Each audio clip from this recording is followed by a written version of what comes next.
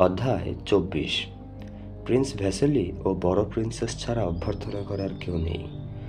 মহিষী ক্যাথেরিনের প্রতিকৃতির নিচে বসে তারা সাগ্রহে কথা বলছে। পিয়ের ও তার সঙ্গিনীকে দেখা মাত্রই তারা চুপ করে গেল। পিয়েরের মনে হলো বড় প্রিন্সেস কি যেন লুকিয়ে ফেলল। ফিসফিস করে বলল, ওই মেয়েটিকে আমি সহ্য করতে পারি না। প্রিন্স ভ্যাসেলি আন্না মিখাইলভনাকে বলল, কাগজে ছোট ঘরটাতে চায়ের ব্যবস্থা করেছে, সেখানে গিয়ে কিছু খেয়ে নিন আন্না মিখাইলভনা, নইলে যে ধকল সইতে পারবেন না। সে পিয়েরকে কিছু বলল না, শুধু কাঁধের নিচে তার হাতটাকে সহানুভূতির সঙ্গে একটু টিপে নিল। আন্না মিখাইলভনার সঙ্গে পিয়েরের ছোট বসবার ঘরটাতে ঢুকলো। ছোট গোল ঘরটাতে একটা টেবিল, চা ও ঠান্ডা খাবার পরিবেশন করা হয়েছে। সেখান থেকে একটা হাতলবিহীন সুদৃশ্য চীনা পেয়ালায় চা নিয়ে লোরেন সোৎসাহে বলে উঠল, একটা বিদ্রোহী রাতের পরে সুস্বাদু রুশ চায়ের মতো স্ফূর্তিকর আর কিছু নেই। সেই রাতে যেসব অতিথি কাউন্ট বেজুখভের বাড়িতে এসেছিল তারা সকলেই শক্তি সঞ্চয়ের জন্য সেই টেবিলে ভিড় করেছে। আয়না ও ছোট ছোট টেবিলে সাজানো এই ছোট গোল বসার ঘরটার কথা পিয়ের খুব ভালোই মনে আছে। একটা ছোট টেবিলে চায়ের সরঞ্জাম ও খাবারের ডিশ এলোমেলো ভাবে সাজানো রয়েছে। এই মাঝরাতে একদল লোক সেখানে বসে আছে, ফুর্তি করছে না, গম্ভীরভাবে ফিসফিস করে কথা বলছে, কিন্তু তাদের প্রতিটি কথায়, প্রতিটি ভঙ্গিতেই বোঝা যাচ্ছে যে এখানে কি ঘটছে এবং শোবার ঘরে কি ঘটতে চলেছে সেই কথা তারা মোটেই ভুলে যায়নি। খাবার যথেষ্ট ইচ্ছা থাকলেও পিয়ের কিছুই খেল না।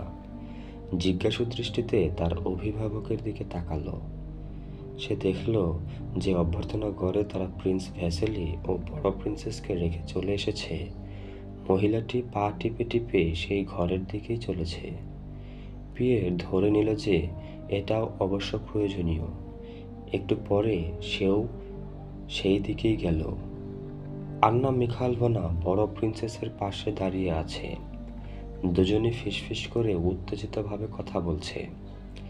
বড় প্রিন্সেস যেরকম উত্তেজিতভাবে দরজাটাকে সশব্দে বন্ধ করে দিয়েছিল, ঠিক সেই রকম উত্তেজনার সঙ্গেই সে বলে উঠল, কোনটা দরকারি আর কোনটা দরকারি নয় সেটা আমিই ভালো বুঝি প্রিন্সেস।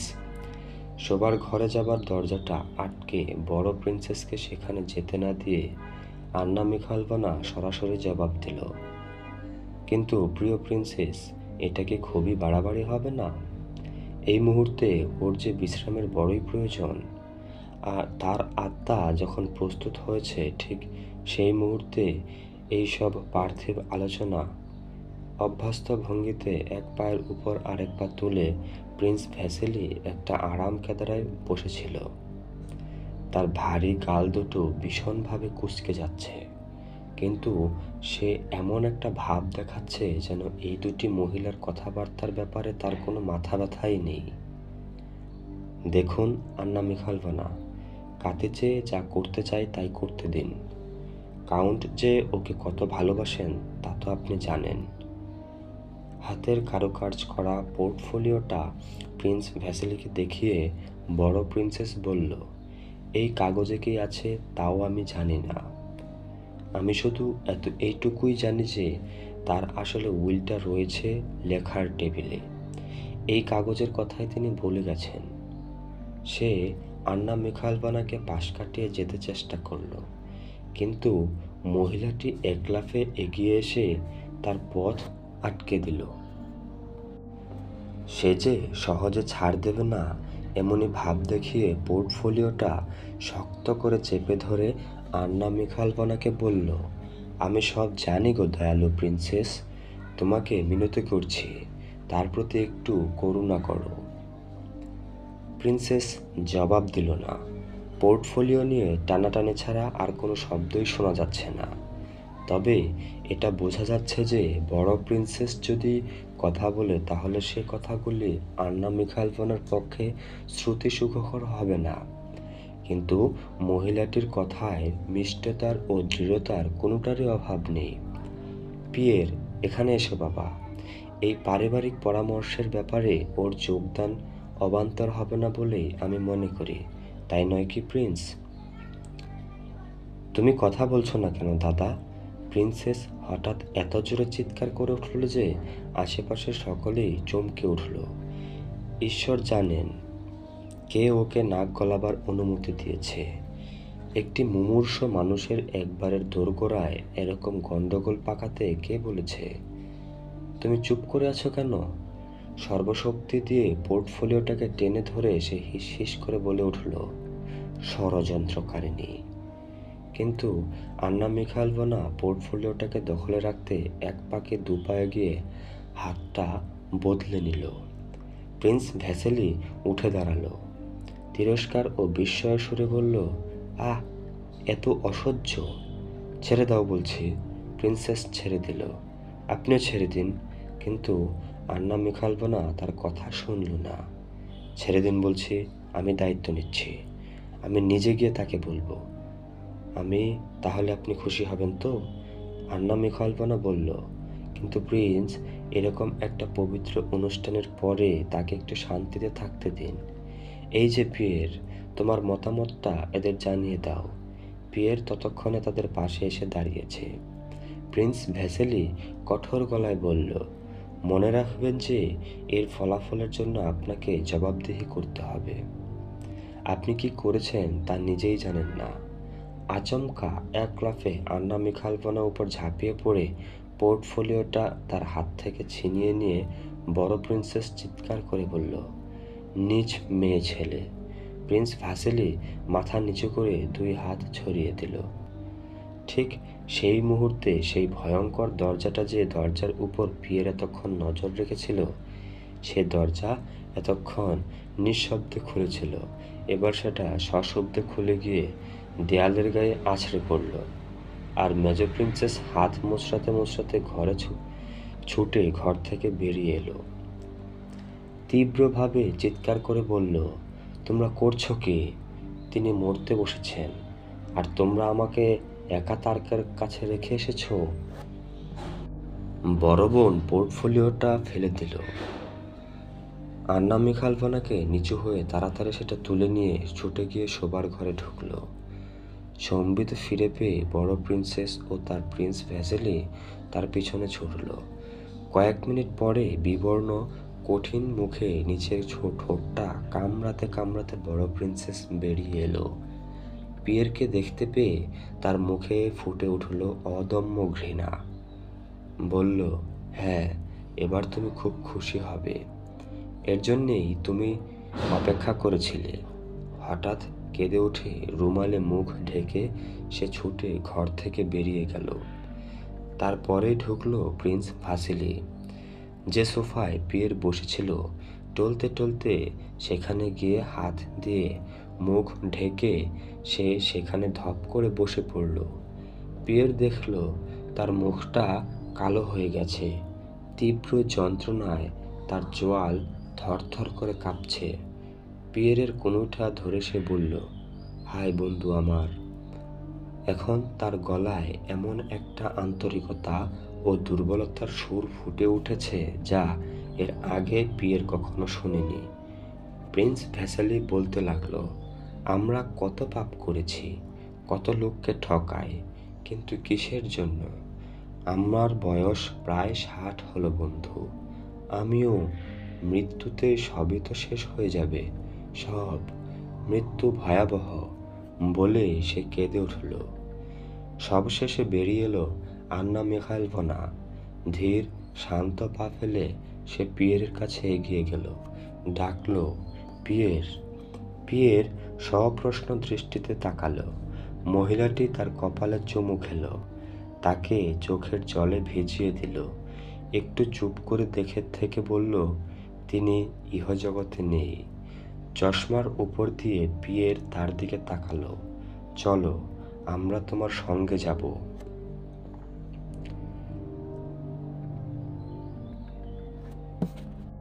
কাঁদতে চেষ্টা করো। চোখের জলের মতো সান্ত্বনা আর কিছুই দিতে পারে না। মহিলাটি তাকে অন্ধকার বসবার ঘরে নিয়ে গেল। কেউ তার মুখ দেখতে পাচ্ছে না ভেবে পিয়ের খুব খুশি হলো। তাকে রেখে আন্না মিখাইলভনা চলে গেল। ফিরে এসে দেখল হাতের উপর মাথা রেখে ঘুমিয়ে পড়েছে। সকালে আন্না মিখাইলভনা পিয়েরকে বলল, হ্যাঁ বাবা, এটা আমাদেরই সকলের এক বিরাট ক্ষতি। তোমার কথা না হয় ছেড়েই দিলাম, কিন্তু ঈশ্বর তোমার সহায় হবেন। তুমি যুবক, আর আমি আশা করি তুমি এখন প্রভূত সম্পত্তির অধিকারী। উইলটা এখনো ভোলা হয়নি। তোমাকে আমি ভালো করেই চিনি, তাই নিশ্চিত আশা রাখি যে সম্পত্তি তোমার মাথা ঘুরিয়ে দেবে না। কিন্তু এই সম্পত্তি তোমার উপর অনেক কর্তব্যের ভার চাপিয়েছে। তোমাকে মানুষ হতে হবে। পিয়ের নীরব। হয়তো পরে তোমাকে বলবো বাবা যে আমি সেখানে না থাকলে কি যে ঘটতো তা শুধু ঈশ্বরই জানেন। তুমি জানো, গতকালের আগের দিনই আমি তোমাকে কথা দিয়েছিলাম বরিসকে ভুলবেন না, কিন্তু তিনি তো সময় পেলেন না। আশা করি তোমার বাবার ইচ্ছা তুমি পূরণ করবে। পিয়ের এই সব কিছুই বুঝল না। লজ্জায় লাল হয়ে সে নিঃশব্দে প্রিন্সেস আন্না মিখাইলভনার দিকে তাকালো। পিয়েরের সঙ্গে কথা বলে আন্না মিখাইলভনা রুশবদের বাড়িতে ফিরে গিয়ে ঘুমোতে গেল।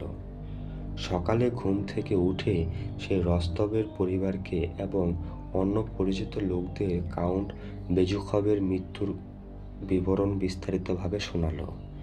বলল, কাউন্ট যেভাবে মারা গেছে সে মৃত্যু তার নিজেরও কাম্য। তার পরিণত শুধু মর্মস্পর্শে নয়, মহান আর পিতা পুত্রের শেষ সাক্ষাৎ। সেটি এতই মর্মস্পর্শী যে সে কথা ভাবলেই তার চোখে পানি আসে। সেই ভয়ঙ্কর মুহূর্তগুলিতে তার ব্যবহার যে বেশি ভালো হয়েছিল সে তা জানে না। যে পিতা শেষ মুহূর্ত সব জিনিস ও সব মানুষকে স্মরণে রেখেছিল এবং ছেলেকে এত সব করুণ কথা বলেছিল, সে নাকি পিয়ের যে দুঃখে এতদূর ভেঙে পড়েছিল যে তাকে দেখেও কষ্ট হচ্ছিল।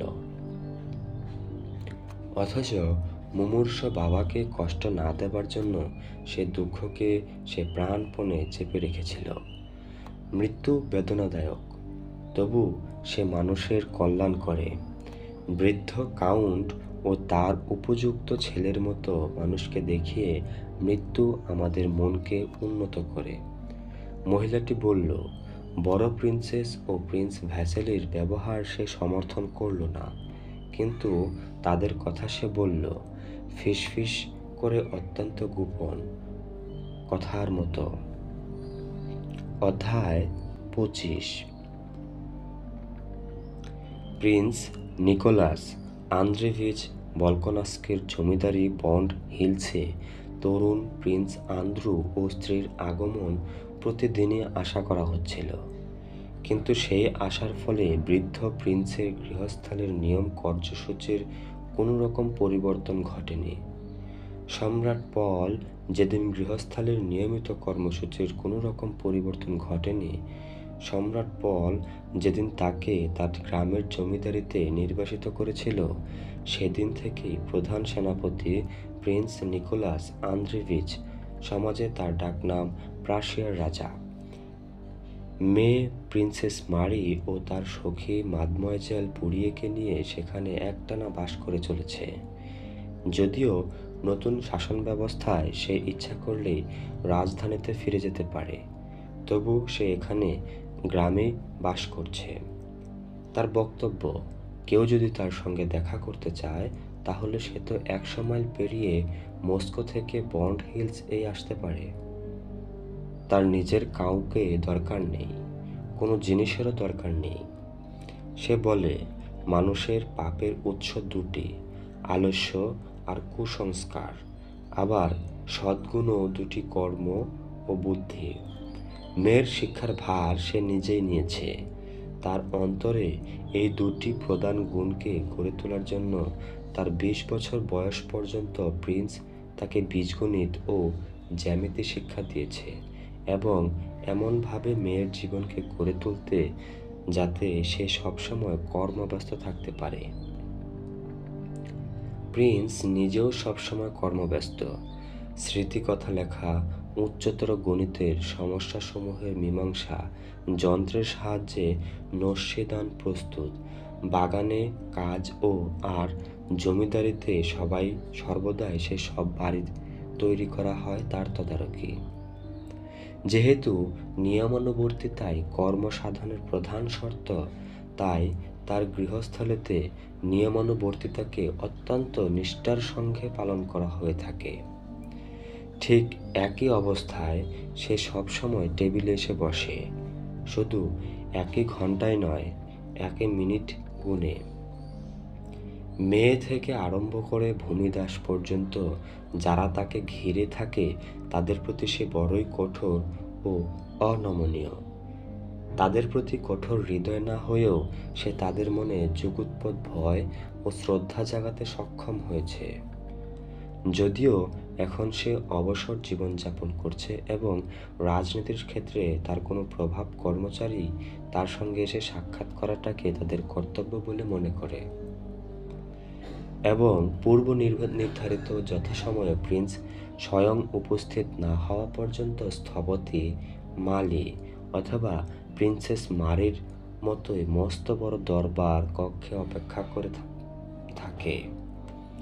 পড়ার ঘরে অত্যন্ত উঁচু দরজাটা খুলে একটি বৃদ্ধ মানুষের ছোটখাটো মূর্তি যখন পাউডার মাখা পরে চুলা, ছোট দুখানি শীর্ণ হাত ও ঘন পাকা ভুরু নিয়ে হাজির হয় এবং সেই ভুরু দুটি কুঞ্চিত হয়ে তার তীক্ষ্ণ যুবকোচিত উজ্জ্বল চোখের জলকানিতে কখনো কখনো ঢেকে দেয়, তখন সেই দরবার কক্ষে সমীচীন প্রতিটি মানুষের মনেই সে একই শ্রদ্ধা, এমন ভয়ভীতির সঞ্চার হয়।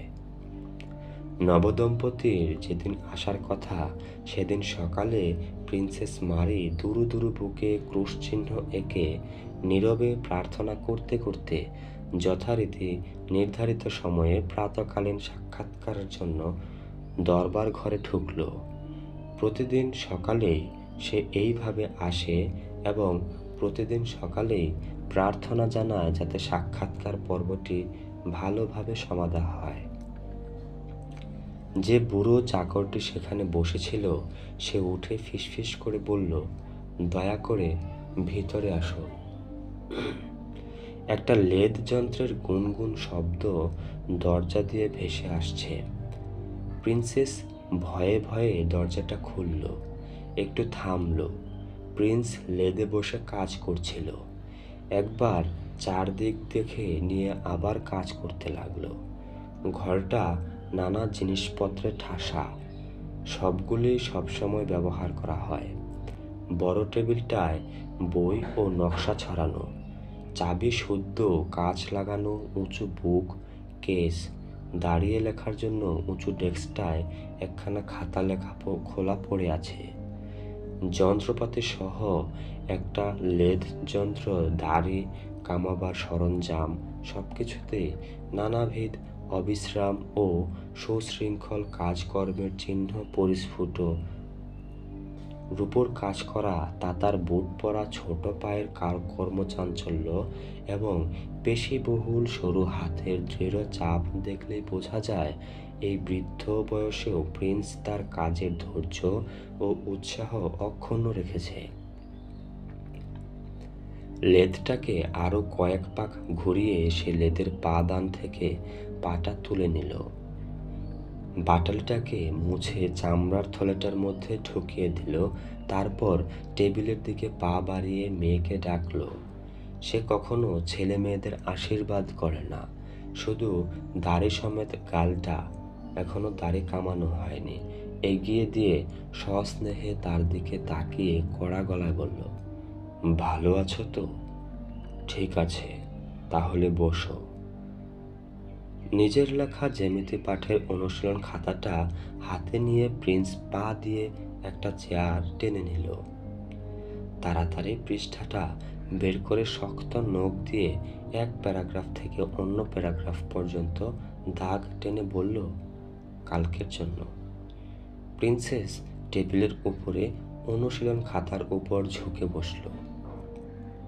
একটু দাঁড়াও, তোমার একটা চিঠি আছে। হঠাৎ টেবিলের উপর দিকে ঝোলালো থলে থেকে মেয়েলি হাতে ঠিকানা লেখা একটি চিঠি বের করে প্রিন্স বলল। চিঠিটা দেখেই প্রিন্সেসের গালে লালের ছোপ লাগলো। তাড়াতাড়ি চিঠিটা নিয়ে তাতে মুখ গুজল। হেলোসের চিঠি? প্রিন্স হেসে জিজ্ঞেস করল। তার শক্ত হলদে দাঁতগুলো দেখা গেল। ভীরু চোখে তাকিয়ে ভীরু হাসি হেসে প্রিন্সেস বলল, হ্যাঁ, জুলির চিঠি। প্রিন্স কড়া গলায় বলল, আরও দুটো চিঠি আমি ছেড়ে দেব, কিন্তু তৃতীয়টা আমি পড়ব। আমার ভয় হচ্ছে যে তোমরা অনেক বাজে কথা লেখো। তৃতীয় চিঠিটা আমি পড়বই। ইচ্ছা করলে এটাও পড়তে পারো বাবা। আরও লাল হয়ে প্রিন্সেস চিঠিটা বাড়িয়ে ধরল। চিঠিটাকে ঠেলে সরিয়ে দিয়ে প্রিন্স হঠাৎ চেঁচিয়ে বলে উঠল, তৃতীয়টা? বললাম না যে তৃতীয়টা পড়ব। তারপর টেবিলের উপর কোণে রেখে জ্যামিতির নকশা আঁকা অনুশীলন খাতাটা সামনে টেনে নিল। মেয়ের খুব কাছাকাছি খাতার উপর ঝুঁকে পড়ে তার চেয়ারের পিছনের হাত রেখে প্রিন্স বলল, তাহলে মাদাম, অনেক দিনের পরিচিত বার্ধক্যের ও তামাকের কটু গন্ধ যেন মেয়েকে চারদিক থেকে ঘিরে ধরল। দেখো মাদাম, এই ত্রিভুজগুলো সমান। খেয়াল রাখো যে ত্রিভুজ ক, খ, গ। প্রিন্সেস ভয়ে ভয়ে বাবার চকচকে চোখের দিকে তাকালো। তার মুখের লাল আভা একবার ফুটে ওঠে, আবার মিলিয়ে যায়। স্পষ্ট বোঝা যাচ্ছে যে সে কিছুই বুঝতে পারছে না। সে এতই ভয় পেয়েছে যে তার বাবা যত ভালো করেই বোঝাক না কেন, এই ভয়ের জন্যই সে কিছুই বুঝতে পারবে না। দোষটা শিক্ষকের কি ছাত্রের কে জানে। আসলে প্রতিদিন এই একই ব্যাপার চলে। প্রিন্সেসের চোখে ঝাপসা হয়ে সে কিছুই দেখতে পায় না, শুনতে পায় না, শুধু বোঝে যে বাবার কঠিন শুকনো মুখটা তার পাশেই আছে। তার নিঃশ্বাস ও গন্ধ সে পাচ্ছে। আর শুধু ভাবে কতক্ষণে নিজের ঘরে গিয়ে শান্তিতে পড়াটা করতে পারবে। বুড়ো মানুষটি চটে যায়। চেয়ারটাকে একবার সামনে একবার পিছনে ঠেলে যাতে চটে না যায় সেজন্য নিজেকে সংযত রাখতে চেষ্টা করে, কিন্তু সব সময় চটে যায়। বকাঝকা করে, কখনো কখনো খাতাপত্র ছুঁড়ে ফেলে দেয়। প্রিন্সেস একটা ভুল জবাব দিল।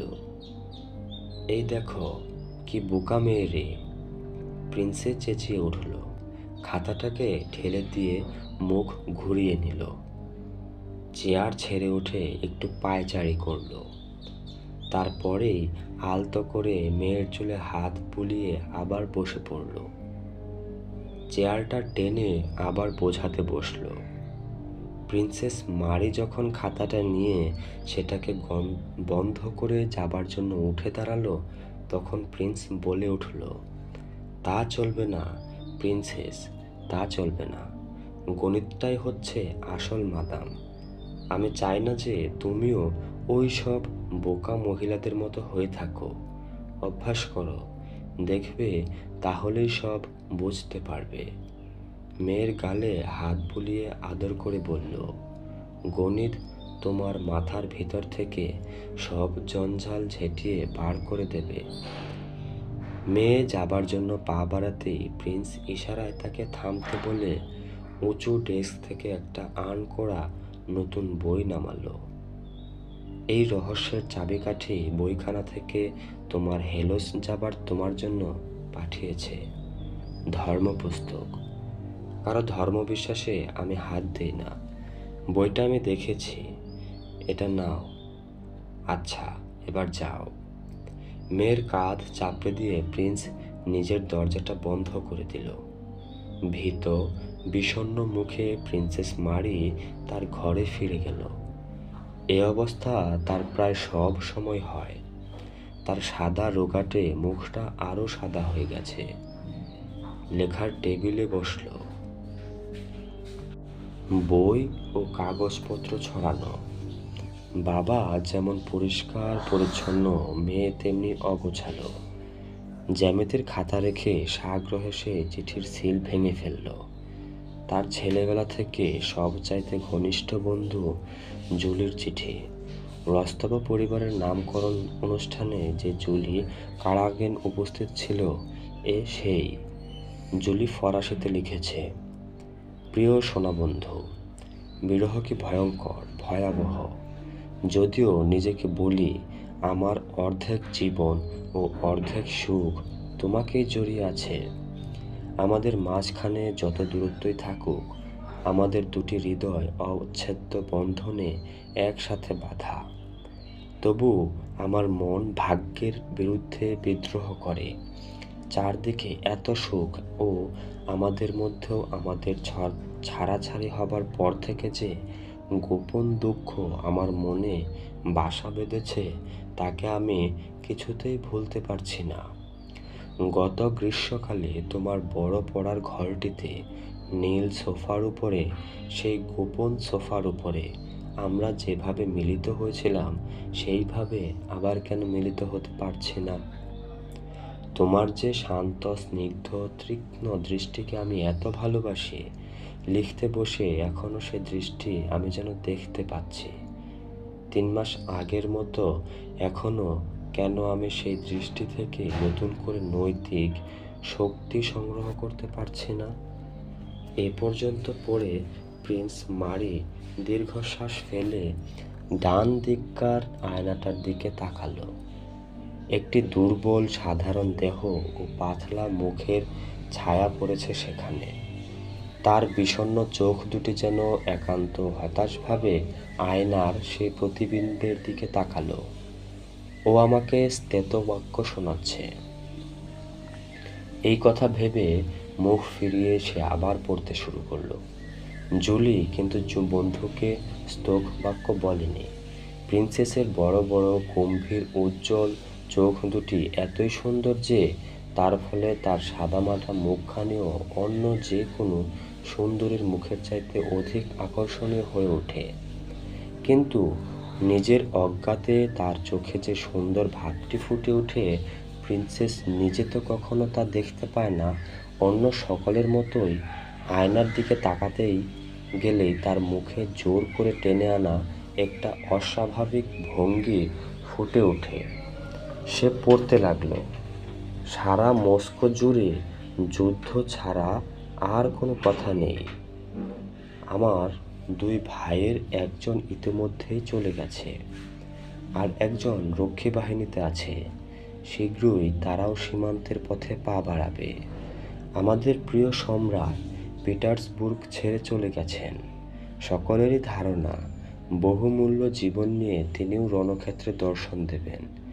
ঈশ্বর করুন সর্বশক্তিমান কৃপা যে তার দেবদূতকে আমাদের সম্রাট করে পাঠিয়েছেন। তার হাতে যেন ইউরোপের শান্তি ধ্বংসকারী কোর্সিকার রাক্ষসটি পর্যদস্ত হয়। ভাইয়ের কথা তো বলাই বাহুল্য।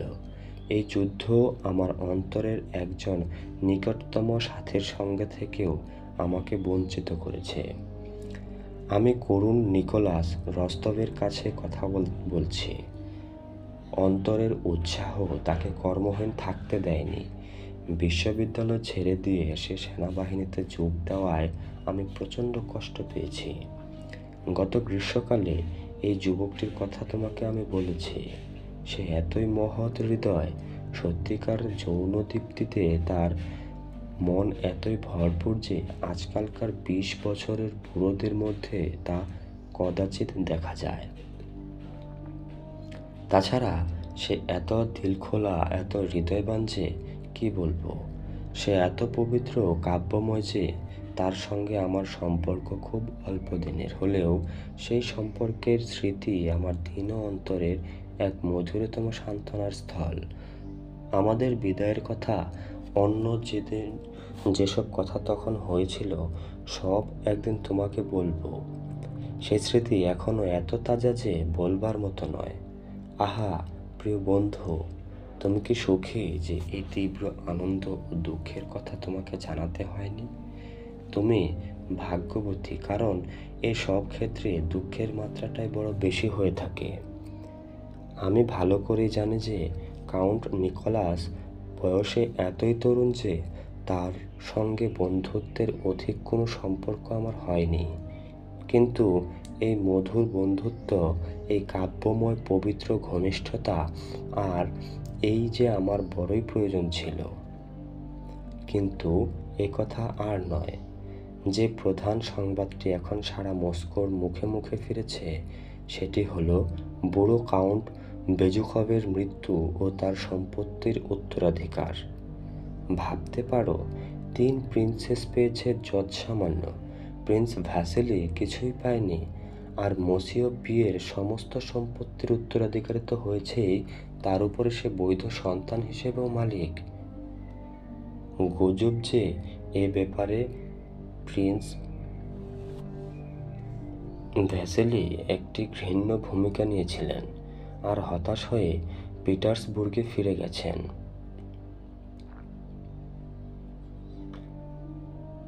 স্বীকার করছি, এই সব উইল ও উত্তরাধিকারের ব্যাপার স্যাপার আমি সামান্যই বুঝি, কিন্তু এটা ভালোই জানি যে যুবকটিকে আমরা এতদিন সাদামাঠা মসিও পিয়ের বলে জানতাম, সে আজ কাউন্ট বেজুখভ হওয়ায় এবং রাশিয়ার অন্যতম বৃহৎ সম্পত্তির মালিক হওয়ায় তার প্রতি বিবাহযোগ্য কন্যাদের, মামণিদের ও সেই সব কন্যাদের আচার ব্যবহার ও কথাবার্তায় যে পরিবর্তন দেখা যাচ্ছে, তাতে আমার ভারী মজা লাগছে। অথচ আমার তোমার মধ্যে বলছি, আমার কিন্তু আগাগোড়ায় তাকে একটি বেচারা গোছর লোক বলেই মনে হয়েছে। গত 2 বছর ধরে এখানকার লোকজনরা যেমন আমার জন্য স্বামী খুঁজে খুঁজে হয়রান হয়েছে, যাদের অনেককেই আমি চিনি না পর্যন্ত, তেমনি এখনও আবার মস্কোর ঘটক মহলে জোর গুজব যে আমিই নাকি ভাবি কাউন্টেন্স বেজুখভা।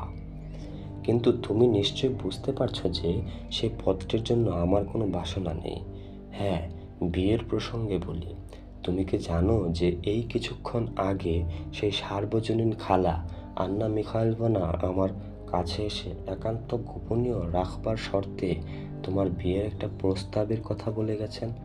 সেই ভাবিটি প্রিন্স ভ্যাসেলির ছেলে আনাতোল ছাড়া আর কেউ নয়। কোনো ধনবতী বিশিষ্ট কন্যার সঙ্গে তার বিয়ে দিয়ে তারা ছেলেদের চরিত্রকে সংশোধন করতে ইচ্ছুক, আর সেজন্য তার আত্মীয় স্বজনরা তোমাকে পছন্দ করেছে। এই বিষয়ে তুমি কি ভাববে আমি জানি না, কিন্তু কথাটা তোমাকে জানানো আমার কর্তব্য বলে আমি মনে করি। শুনেছি সে নাকি খুব সুদর্শন এবং ভয়ঙ্কর লম্পট। তার সম্বন্ধে শুধু এইটুকুই জানতে পেরেছি, কিন্তু এই সব গালগল্প তো অনেক হলো। চিঠির 2 নম্বর পাতা প্রায় শেষ করে এনেছি। অ্যাপ্রাক্সিনানদের বাড়িতে নেমন্তন্ন খেতে যাবার জন্য মামুনের ডাক এসেছে। মরমিয়াবাদের উপর যে বইখানা পাঠালাম, পড়ে দেখো। এখানে বইটার প্রচুর সুখ্যাতি। দুর্বল মানুষের পক্ষে অনেক কিছুই বোঝা শক্ত, তবু এই আশ্চর্য বইটি মনকে শান্ত করে, উন্নত করে। বিদায়। তোমার বাবা মসিওকে আমার শ্রদ্ধা জানিও, আর মাদময়জেল বুইয়েরকে জানিও আমার প্রীতি। তোমাকে জানাই ভালোবাসা ভরা আলিঙ্গন, জুলি। পুনশ্চ তোমার ভাই ও তার মনোরমা ছোট্ট স্ত্রীটির সংবাদ জানিও। ঈষৎ হেসে প্রিন্সেস কি যেন ভাবল কিছুক্ষণ। সে হাসিতে তার উজ্জ্বল চোখ দুটি এমনভাবে ঝলমল করে উঠল যে তার মুখের চেহারাটাই সম্পূর্ণ পাল্টে গেল। তারপর হঠাৎ উঠে দাঁড়ালো, ভারী পা ফেলে টেবিলের কাছে গেল, একটা কাগজ নিয়ে তার উপর দ্রুত হাত চালাতে লাগলো। চিঠির জবাব লিখে ফেলল ফরাসিতে। প্রিয় সোনা বন্ধু, তোমার 13 তারিখের চিঠি আমাকে প্রচুর আনন্দ দিয়েছে। রোমান্টিক জুলি আমার। তাহলে এখন তুমিও আমাকে ভালোবাসা যে বিরহের তুমি এত খারাপ বলে উল্লেখ করেছ, তার স্বাভাবিক প্রভাব তো তোমার উপর পড়েছে বলে মনে হয় না। তুমি আমাদের বিরহের নালিশ জানিয়েছ। আমি যদি নালিশ জানাতে পারতাম তাহলে কি বলতাম? আমি যে সব প্রিয়জনের সঙ্গ সুখ হতে বঞ্চিত হয়ে আছি। ধর্মের কাছ থেকে যদি সান্ত্বনা না পেতাম তাহলে যে জীবন বড়ই দুঃখময় হতো। সেই যুবকটির প্রতি তোমার অনুরাগকে আমি বিরূপ চোখে দেখব, এ কথা তুমি ভাবলে কেমন করে? এসব ব্যাপারে আমি শুধু নিজের উপরেই বিরূপ হই। অপরের বেলায় এ ধরনের মনোভাব আমি বুঝতে পারি। নিজের সেই অভিজ্ঞতা না থাকায় আমি তাকে সমর্থন করতে পারি না, কিন্তু তাই বলে নিন্দাও তো করতে পারি না। আমার শুধু মনে হয় একটি যুবককে সুন্দর দুটি চোখ, তোমার মতো একটি রোমান্টিক প্রেমময়ী যুবতীর অন্তরে যে অনুভূতিকে জাগিয়ে তোলে, তার তুলনায় খ্রিস্টীয় ভালোবাসা, প্রতিবেশীকে ভালোবাসা, শত্রুকে ভালোবাসা অনেক মহত্তর, মধুরতর, শ্রেয়তর। তোমার চিঠি আসার আগে কাউন্ট বেজুখভের মৃত্যুর সংবাদ আমরা পেয়েছি। বাবা তাতে খুবই বিচলিত হয়েছেন। তিনি বলেছেন, কাউন্ট ছিলেন একজন মহান শতাব্দীর একজন ব্যথিত শেষ প্রতিনিধি। এবার তার পালা, কিন্তু সে পালা যাতে যথাসম্ভব দেরিতে আসে সেজন্য তিনি সাধ্যমতো চেষ্টা করবেন। সেই ভয়ঙ্কর দুর্ভাগ্যের হাত থেকে ঈশ্বর আমাদের রক্ষা করুন। বিয়ের সম্পর্কের সঙ্গে তোমার সঙ্গে আমি একমত হতে পারছি না। শিশুকাল থেকে আমি তাকে চিনি। চিরকালই আমার মনে হয়েছে যে সে একটা মহৎ হৃদয়ের অধিকারী, আর মানুষের এই গুণটিকে আমি সবচেয়ে বেশি মূল্য দিয়ে থাকি। আর তার উত্তরাধিকার এবং প্রিন্স ভাসিলের ভূমিকা সম্পর্কে বলি, দুজনের পক্ষেই ব্যাপারটা দুঃখের। হায় প্রিয় বন্ধু, আমাদের স্বর্গীয় উদ্ধারকর্তার সেই বাণী, একটি উট যদি বা ছুঁচের ছিদ্রের ভিতর দিয়ে যেতে পারে, কোনো ধনী কদাপি ঈশ্বরের রাজ্যে প্রবেশ করতে পারে না, যা ভয়ঙ্করভাবে সত্য।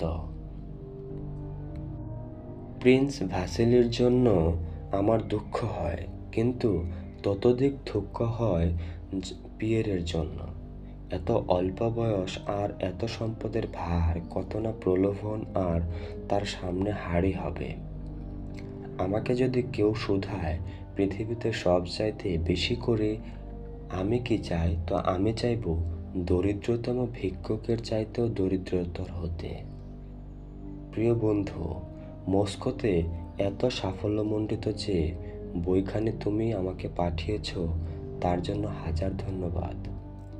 তথাপি যেহেতু তুমি লিখেছ যে অনেক ভালো কথার মধ্যে বইটিতে এমন সব কথা আছে আমাদের দুর্বল মানবিক বুদ্ধি যা নাগাল পায় না, সেই হেতু আমার মনে হয় যা দুর্বেদ্য এবং সে কারণে ফলপ্রসূ হতে পারে না, তা পরে সময় নষ্ট করা বৃথা। মরমিয়াবাদের সংক্রান্ত বইগুলি মানুষের মনকে শুধু সন্দেহগ্রস্ত করে তোলে, তাদের কল্পনাকে উত্তেজিত করে, ফলে খ্রিস্টীয় সরলতার পরিবর্তে তাদের মনে সব কিছুই বাড়িয়ে দেখবার একটা প্রবণতা জন্মে।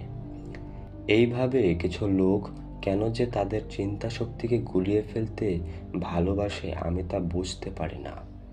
তার চাইতে আমরা কেন পত্রাবলী ও সুভাষিতাবলী পড়ি না? তাদের মধ্যে রহস্যময় যা কিছু আছে তার মধ্যে প্রবেশের চেষ্টা যেন আমরা না করি। আমরা তো শোচনীয় পাপীর দল, যে রক্ত মাংসের দেহ আমাদের ও চিরশাশ্বতের মধ্যে একটা দুর্ভেদ্য যবনিকা রচনা করে আছে।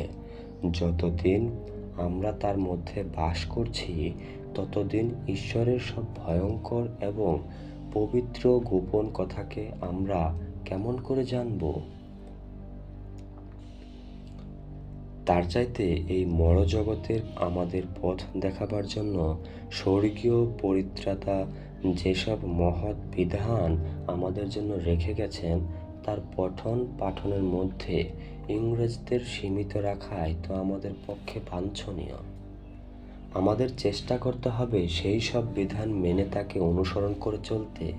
আমাদের বুঝতে হবে যে মানুষের দুর্বল মনের সুতোকে আমরা যত অল্প ছাড়ব, ততই আমরা ঈশ্বরকে খুশি করতে পারব। যে জ্ঞান ঈশ্বর থেকে আগত নয়, তাকে তিনি সম্পূর্ণ বাতিল করে দেন। আর যে রহস্যকে তিনি কৃপা করে আমাদের কাছ থেকে লুকিয়ে রেখেছেন, তাকে পরিমাণ করতে আমরা যত অল্প চেষ্টা করব, ততই তিনি আমাদের ঐশ্বরীয় আবির্ভাবের ভিতর দিয়ে সেই রহস্যকে উন্মোচন করবেন। আমার বাবা কোনো বরের কথা আমাকে বলেনি, তবে এ কথা বলেছেন যে প্রিন্স ভাসিলির চিঠি তিনি পেয়েছেন এবং আশা করেছেন যে প্রিন্স এখানে আসবেন। আমার বিয়ের এই প্রস্তাব সম্পর্কে তোমাকে বলতে চাই যে বিয়েকে আমি এমন একটি ঐশ্বরিক অনুষ্ঠান বলে মনে করি যাকে মেনে চলা কর্তব্য। সর্বশক্তিমান যদি স্ত্রী ও মা হবার কর্তব্য আমার উপর চাপিয়ে দেন, তাহলে আমার পক্ষে যত দুঃখদায়কই হোক না কেন, সে কর্তব্যকে যথাযথভাবে পালন করতে আমি চেষ্টা করব। স্বামী হিসেবে তিনি যাকেই আমার কাছে পাঠাবেন, তার প্রতি আমার মনোভাবের কথা বিচার করে নিজেকে বিচলিত করে তুলব না। ভাইয়ের কাছ থেকে একটা চিঠি পেয়েছি। লিখেছে শীঘ্রই বউকে নিয়ে বন্ড হিলসে আসবে। অবশ্য এই আনন্দ খুবই অল্প দিনের, কারণ এই দুঃখের যুদ্ধে অংশ নিতে সে আবার চলে যাবে। এই যুদ্ধে যে কিভাবে আর কি কারণে আমরা জড়িয়ে পড়ছি তা ঈশ্বরই জানেন। যে কর্মব্যস্ত জগতের একবার মাঝখানে তোমরা রয়েছ, শুধু যে সেইখানে যুদ্ধের কথা চলছে তাই নয়, এখানে এই ক্ষেত্র খামারের কাজ ও শান্ত প্রকৃতির মধ্যে শহরের লোকেরা যাকে দেশের মূল বৈশিষ্ট্য বলে মনে করে, সেখানেও যুদ্ধের গুজব ছড়াচ্ছে। আর আমরা তা মর্মে মর্মে বুঝছি। বাবা তো শুধু অভিযান আর পাল্টা অভিযানের কথাই বলেন, আমি তার কিছুই বুঝি না। গতকালের আগের দিন গ্রামের পথে দৈনন্দিন ভ্রমণের সময় একটা মর্মভেদী দৃশ্য দেখেছি। আমাদের অঞ্চল থেকে বলপূর্বক সংগৃহীত একদল সৈনিক চলেছে যুদ্ধে যোগ দিতে। যারা যাচ্ছে তাদের মা, বউ ও ছেলে মেয়েদের অবস্থা যদি দেখতে, তাদের ফুপিয়ে ফুপিয়ে কান্না যদি শুনতে, মনে হলো যে স্বর্গীয় ত্রাণকর্তা প্রেম ও ক্ষমার বাণী প্রচার করেছেন, তার বিধান বুঝি মানুষ ভুলে গেছে। পরস্পরের হানাহানি কৌশলকে দিচ্ছে সর্বাধিক মূল্য। বিদায় প্রিয় বন্ধু, আমাদের স্বর্গীয় ত্রাণকর্তা ও তার পরম পবিত্র জননী তাদের পবিত্র ও সর্বক্ষম যন্ত্র দিয়ে তোমাকে ঘিরে রাখুন। মারি। আরে প্রিয় বন্ধু, আমাদের স্বর্গীয় ত্রাণকর্তা ও তার পরম পবিত্র জননী তাদের পবিত্র ও সর্বক্ষম যন্ত্র দিয়ে তোমাকে ঘিরে রাখুন। আরে তুমি একটা চিঠি পাঠাচ্ছ প্রিন্সেস? আমার চিঠি আগেই পাঠিয়ে দিয়েছি। চিঠিটা মাকে লিখেছি।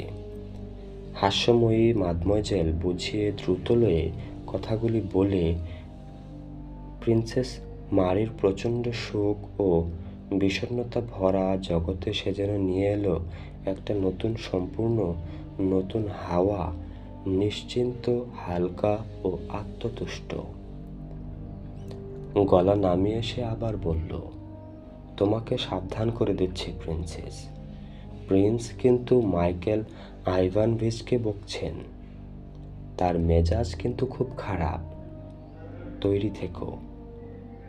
প্রিন্সেস মারি বলল, দেখো বন্ধু, তোমাকে তো বলেছি, আমার বাবার মেজাজ নিয়ে তুমি কখনো আমাকে সাবধান করে দেবে না।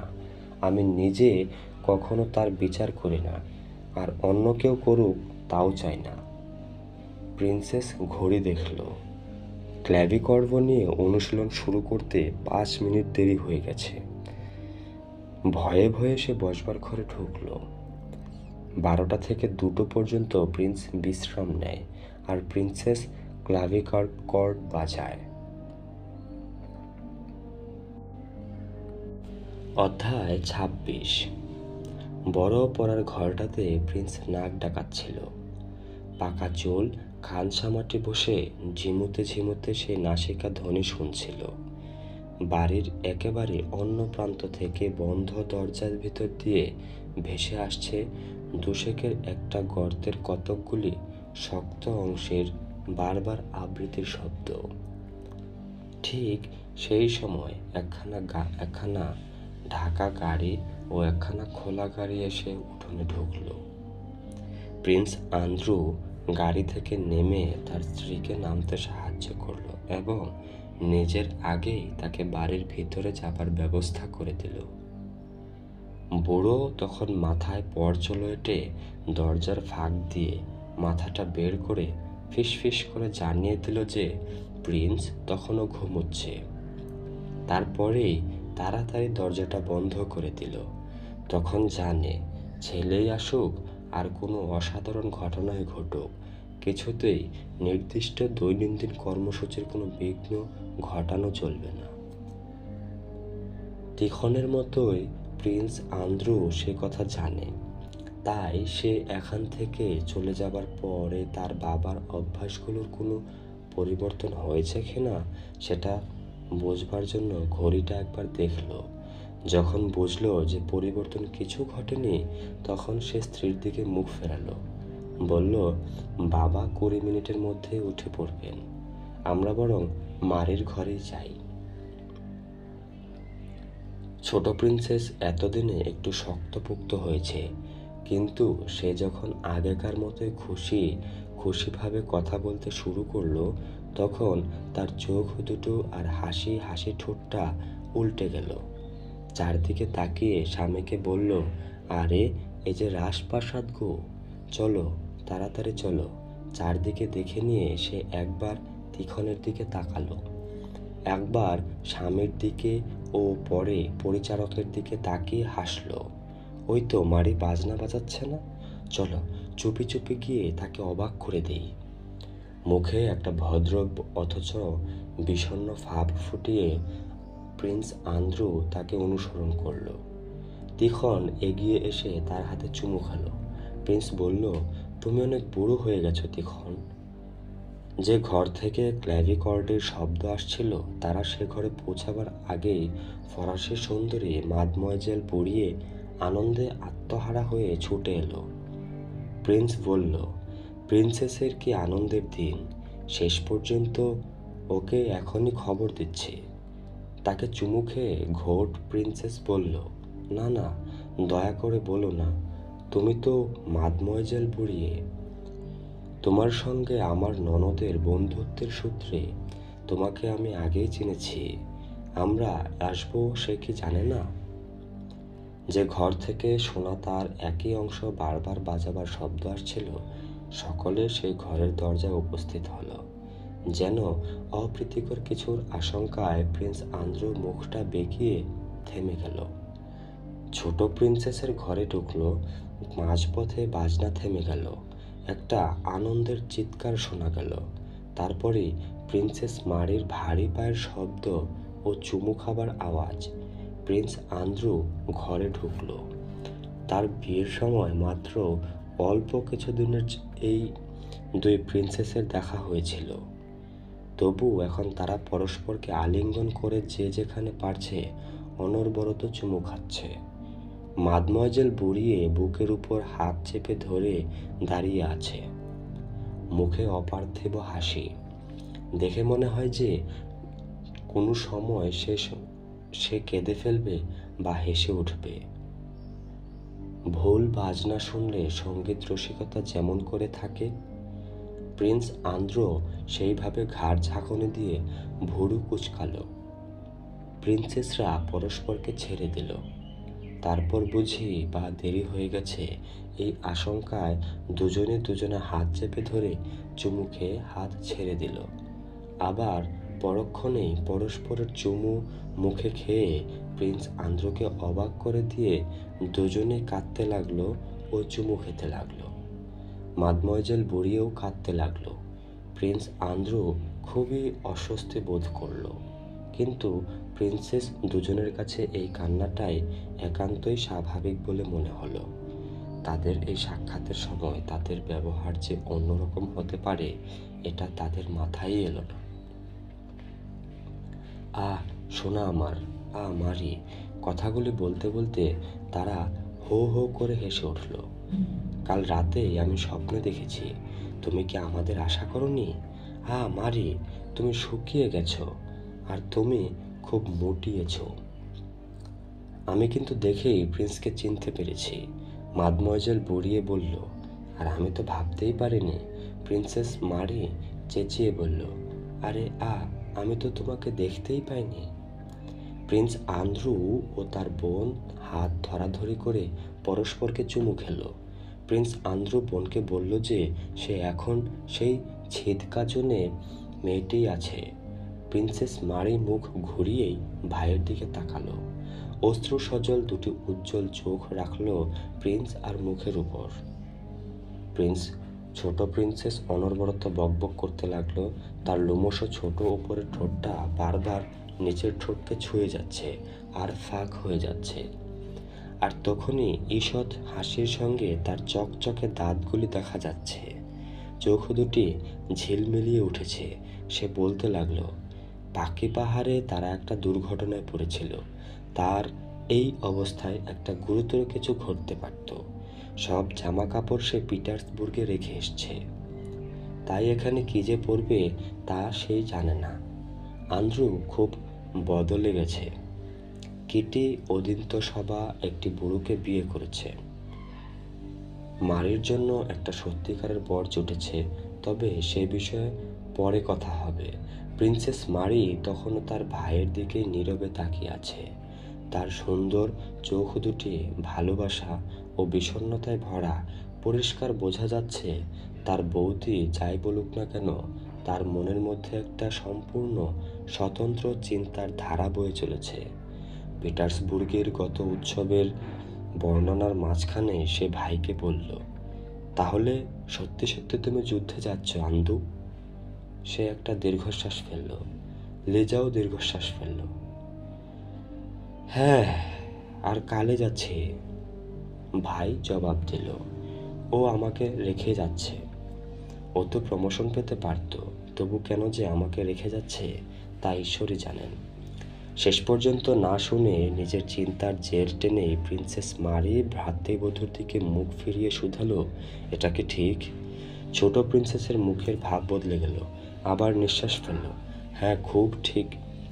কি ভয়াবহ! তার ঠোঁট নেমে এলো। ভ্রাতৃবধূর মুখের কাছে মুখ নিয়ে অপ্রত্যাশিতভাবে আবার সে কাঁদতে শুরু করলো। প্রিন্স আন্দ্রু ভুরু কুঁচকে বলল, ওর বিশ্রামের দরকার, তাই না লেজা? ওকে তোমার ঘরে নিয়ে যাও। আমি বাবার কাছে যাচ্ছি। বাবা কেমন আছেন? সেই রকমই। হ্যাঁ, ঠিক সেই রকম। যদিও তুমি কি মনে করবে আমি জানি না, প্রিন্সেস খুশি হয়ে বলল। আর সেই রকম ঘন্টা ধরে চলা, পথ দিয়ে বেড়ানো, আর সেই লেদ? প্রশ্নগুলি করবার সময় প্রিন্স আন্দ্রুর মুখে ঈষৎ হাসি খেলে গেল। বোঝা গেল বাবার প্রতি যথেষ্ট ভালোবাসা ও শ্রদ্ধা সত্ত্বেও তার দুর্বলতা সম্পর্কেও সে সচেতন। ঘন্টার হিসাব ঠিকই আছে, লেদো, আমার গণিত ও জ্যামিতির পাঠও একইভাবে চলছে। এমন খুশির সুরে প্রিন্সেস মারি কথাটা বলল যেন জ্যামিতিই তার জীবনের সবচেয়ে খুশির ব্যাপার। 20 মিনিট পরে যখন বুড়ো প্রিন্সেস উঠবার সময়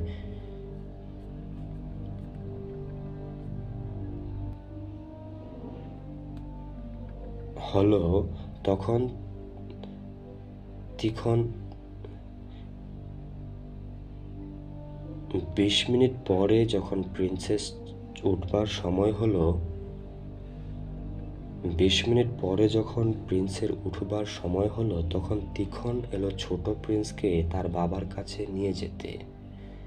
ছেলের আগমনের সম্মানে বুড়ো লোকটি দৈনন্দিন কর্মসূচির একটু পরিবর্তন ঘটালো। ডিনারের পোশাক পরার সময়ে সে ছেলেকে তার ঘরে নিয়ে আসবার অনুমতি দিল। বুড়ো প্রিন্স সবসময় পুরনো ধরনের পোশাক পরে, একটা সেকেলে কোট ও পাউডার মাখা চুল। প্রিন্স আন্দ্রু যখন বাবার সাজঘরে ঢুকলো, তখন বুড়ো লোকটি একটা বড় চামড়া ঢাকা চেয়ারে বসেছিল। তখন তার মাথায় পাউডার লাগাচ্ছে। পাউডার মাখা মাথাটা সজোরে নাড়তে নাড়তে বুড়ো লোকটি বলে উঠল, এই যে মহাবীর, বোনাপার্তকে পরাজিত করতে চাও কি? তার সঙ্গে অন্তত একটু ভালোভাবে বোঝাপড়া করো, নইলে সে যদি এইভাবে চলতে থাকে তো অচিরেই আমাদের সবাইকে তার প্রজা বানিয়ে ছাড়বে। কেমন আছো? বলে সে গালটা বাড়িয়ে দিল। খাবার আগে একটু ঘুমের ফলে বুড়ো লোকটির মেজাজ বেশ ভালো আছে। বুড়ো প্রিন্স প্রায়ই বলে, খাবারের পরে ঘুম রূপো, খাবারের আগে ঘুম সোনা। ঘন ভুরুর নিচ দিয়ে সে বাঁকা চোখে ছেলের দিকে তাকালো। প্রিন্স আন্দ্রু এগিয়ে গিয়ে বাবা যেখানটায় দেখিয়ে দিল সেখানে চুমু খেলো। সামরিক বিভাগের লোকদের নিয়ে, বিশেষ করে বোনাপার্তকে নিয়ে ঠাট্টা তামাশা করা তার বাবার এই প্রিয় বিষয়। তাই প্রিন্স আন্দ্রু বাবার কথার কোনো জবাব দিল না। সাগ্রহে সশ্রদ্ধভাবে বাবার মুখের প্রতিটি ভঙ্গির দিকে নজর রেখে প্রিন্স আন্দ্রু বলল, হ্যাঁ বাবা, আমি আপনার কাছে এসেছি। আমার গর্ভবতী স্ত্রীকে সঙ্গেও নিয়ে এসেছি। আপনার স্বাস্থ্য কেমন আছে? দেখো বাবা, শুধু বোকা আর লম্পটরাই অসুখে ভোগে। তুমি তো আমাকে জানো, সকাল থেকে রাত পর্যন্ত আমি কাজ নিয়ে থাকি। আমি মিতচারীও, কাজেই আমি ভালো আছি। ঈশ্বরকে ধন্যবাদ। ছেলে হাসল। এ ব্যাপারে ঈশ্বরে কিছু করবার নেই বললেই সে তার প্রিয় বিষয়বস্তুতে ফিরে গেল। যে নতুন বিজ্ঞানকে তোমরা রণকৌশল বলো, তার সাহায্যে বোনাপার্তের বিরুদ্ধে যুদ্ধ করাটা জার্মানরা তোমাদের কিভাবে শিখিয়েছে বলো তো? প্রিন্স আন্দ্রু হাসতে লাগলো। সব ব্যাপারটা বুঝে নিতে আমাকে সময় দিন বাবা। ছেলে হেসে বলল, বোঝা গেল বাবার চরিত্রের দুর্বলতা সত্ত্বেও ছেলে তাকে ভালোবাসে, সম্মান করে। আমি তো এখনো গুছিয়ে বসতেই পারিনি। বুড়ো লোকটি ছেলের হাত চেপে ধরে সজোরে মাথা নেড়ে বলে উঠল, বাজে কথা, বাজে কথা। তোমার স্ত্রীর বাড়ি ঠিক করাই আছে। প্রিন্সেস মারি তাকে সেখানে নিয়ে সব বুঝিয়ে দেবে। তারা তো এক কথার জায়গায় 10 কথা বলবে। মেয়েদের স্বভাবই তো তাই। সে আশায় আমি খুব খুশি হয়েছি। বসে কথা বলো। মাইকেলেন্সের বাহিনীকে আমি বুঝতে পারি, তলস্তয়কেও বুঝি। যুগোৎপদ অভিযান, কিন্তু দক্ষিণী বাহিনী কি করবে? প্রাশিয়া নিরপেক্ষ, সেটা আমি জানি। অস্ট্রিয়ার ব্যাপারটা কি? চেয়ার থেকে উঠে বুড়ো ঘরময় পায়চারি করতে লাগলো। আর তিখন যখন পোশাকটা তার দরকার সেটা হাতে তুলে তার পেছন পেছন দৌড়াতে লাগলো। সুইডেনেরই বা খবর কি? তারা পোমেরানিয়ার পার্ক হবে কেমন করে? বাবা শুনতেই চাইছে দেখে প্রিন্স আন্দ্রু প্রথমে অনিচ্ছা সত্ত্বেই আসন্ন অভিযানের কার্যক্রম বোঝাতে শুরু করলো, কিন্তু ক্রমেই তার আগ্রহ বাড়তে লাগলো এবং অভ্যাসবশতই নিজের অজ্ঞাতসারে রাশিয়া থেকে ফ্রান্সের কথায় চলে গেল। সে বোঝাতে লাগলো 90,000 সৈন্যের একটি বাহিনী রাশিয়াকে এমন ভয় দেখাবে যে সে নিরপেক্ষতা ভেঙে বেরিয়ে যুদ্ধে যোগ দিতে বাধ্য হবে। সেই বিরাট বাহিনীর একটা অংশ স্ট্রালসুন্ডে সুইডিশ বাহিনীর সঙ্গে যোগ দেবে। 1 লক্ষ রুশ সৈন্যসহ 2,20,000 অস্ট্রীয় সৈন্য ইতালিতে ও রাইন নদীর তীরে সমবেত হবে। 50,000 রুশ ও সমসংখ্যক ইংরেজ সৈন্য নেপলসে নামবে এবং মোট 5 লক্ষ সৈন্য বিভিন্ন দিক থেকে ফরাসি বাহিনীকে আক্রমণ করবে। বুড়ো প্রিন্স কিন্তু এইসব বিবরণে তিলমাত্র উৎসাহ দেখালো না, বরং যেন কিছুই শুনছে না এমনইভাবে হাঁটতে হাঁটতে পোশাক পরতে লাগলো এবং অপ্রত্যাশিতভাবে 3-3বার কথার মাঝখানে বাধার সৃষ্টি করলো। একবার চেঁচিয়ে বলল, সাদা পোশাকটা, সাদা পোশাকটা। তার মানে যে ওয়েস্ট কোটটা সে চাইছিল তিখন সেটা তার হাতে দেয়নি। আরেকবার ছেলের কথায় বাধা দিয়ে সে বলল, শীঘ্রই তাকে সতিকা ঘরে যেতে হবে। তিরস্কারের সঙ্গী ভঙ্গিতে মাথাটা নেড়ে বলল, এটা খারাপ, বলে যাও, বলে যাও। প্রিন্স আন্দ্রু তার বক্তব্য প্রায় শেষ করে এনেছে, এমন সময় এলো তৃতীয় বাধা। বুড়ো বয়সেই ভাঙা গলায় বুড়ো গেয়ে উঠল, মার্লবোরো যুদ্ধ চলিলেন, ঈশ্বরই জানেন তিনি কবে ফিরবেন। একটি পরিচিত ফরাসি গান। ছেলে শুধু হাসল, বলল, এই রণকৌশল যে আমি সমর্থন করি না তা বলছি না, আমি শুধু সত্য কথাটা বলছি। এতদিনে নেপোলিয়নও নিশ্চয়ই একটা রণকৌশল তৈরি করেছে, আর সেটা এর চাইতে খারাপও হবে না। দেখো, তুমি নতুন কিছু বলনি। এই কথা বলে বুড়ো গড়গড় করে আওড়াতে লাগলো, এবার খাবার ঘরে চলে যাও। অধ্যায় 27। দাড়ি কামিয়ে পাউডার মেখে প্রিন্স নির্দিষ্ট সময় খাবার ঘরে ঢুকল। তার পুত্রবধূ প্রিন্সেস মারি ও মাদময়জেল বুড়িয়ে তার জন্যই সেখানে অপেক্ষা করছিল। বুড়োর স্থপতিও তাদের সঙ্গেই ছিল। এই নগণ্য লোকটির পক্ষে এই সম্মান আশা করারই কথা নয়। তবু মালিকের একটা অদ্ভুত খেয়ালের ফলে এই টেবিলে তার স্থান হয়েছে। প্রিন্স সাধারণতই সামাজিক মর্যাদাকে কঠোরভাবে মেনে চলে এবং বড় বড় সরকারি কর্মচারীকে পর্যন্ত তার টেবিলে আমন্ত্রণ করে না। অথচ একান্ত অপ্রত্যাশিতভাবে সে মাইকেল আইভানভিচকে চোখ হুপটি কাটা রুমালটায় নাক ঝাড়বার জন্য লোকটি প্রতিবারই ঘরের একেবারে এক কোণে চলে যাচ্ছে, এই টেবিলে ডেকেছে। সে এই কথায় বোঝাতে চায় যে সব মানুষই সমান, আর অনেকবারই মেয়েকে বোঝাতে চেয়েছে যে মাইকেল আইভানভিচ তোমার বা আমার চাইতে এক তিলও ছোট নয়। খেতে বসে প্রিন্স সাধারণত অন্য অনেক লোক অপেক্ষা স্বল্পভাষী মাইকেল আইভানভিচের সঙ্গেই বেশি কথা বলে থাকে। এবারের সব অন্য ঘরের মতোই খাবার ঘরটাও উঁচু। বাড়ির লোকজন এবং পরিচারকরা প্রত্যেক একটি চেয়ারের পিছনে দাঁড়িয়ে প্রিন্সের আগমনের জন্য অপেক্ষা করছিল। তোয়ালে কাঁধে খানসামা টেবিলে সাজানোর খুঁটিয়ে খুঁটিয়ে দেখছে, পরিচারকদের ইশারা করছে এবং যে দরজা দিয়ে প্রিন্স ঢুকবে একবার সেদিকে আর একবার ঘড়ির দিকে তাকাচ্ছে। ভলকনস্কি জমিদার পরিবারের বংশলতিস্কব সম্বলিত মস্ত বড় একটা গিল্টি করা ফ্রেমের দিকে তাকিয়ে আছে প্রিন্স আন্দ্রু। এই জিনিসটি তার কাছে নতুন। তার বিপরীত দিকে আরেকটি অনুরূপ ফ্রেম ঝুলছে, তাতে আঁকা রয়েছে মুকুটধারী কোনো প্রিন্সের একটি অত্যন্ত বাজেভাবে আঁকা প্রতিকৃতি, সম্ভবত জমিদারেরই পোষ্য কোনো চিত্রকরের হাতে আঁকা।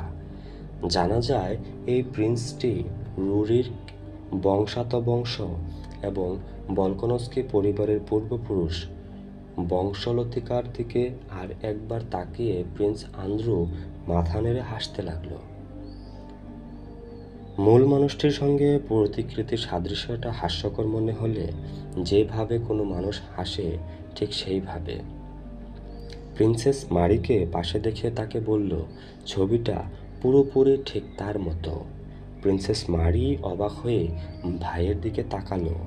তার হাসির কারণ সে কিছুই বুঝতে পারল না। বাবার সব কাজকে সে শ্রদ্ধার চোখে দেখে, মনে কোনো প্রশ্ন রাখে না।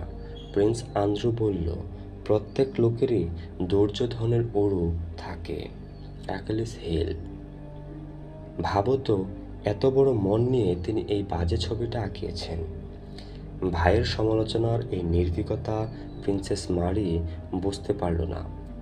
একটা জবাব দিতে যাবে এমন সময় পড়ার ঘর থেকে প্রত্যাশিত পদশব্দ ভেসে এলো, যেন এবারের কঠোর নিয়মের সঙ্গে তুলনায় নিজের আচরণের ক্ষিপ্রতাকে স্পষ্ট করে তুলবার জন্য ইচ্ছা করেই প্রিন্স তার স্বভাব মতো বেশ ফুর্তির সঙ্গে দ্রুত পা ফেলে ঘরে ঢুকল। ঠিক সেই মুহূর্তে বড় ঘড়িটাকে 2 ঘন্টার ঘন্টা বাজল, আর বসার ঘর থেকে আরেকটি ঘড়ির কর্কশ শব্দ তার সঙ্গে যুক্ত হলো। প্রিন্স স্থির হয়ে দাঁড়ালো।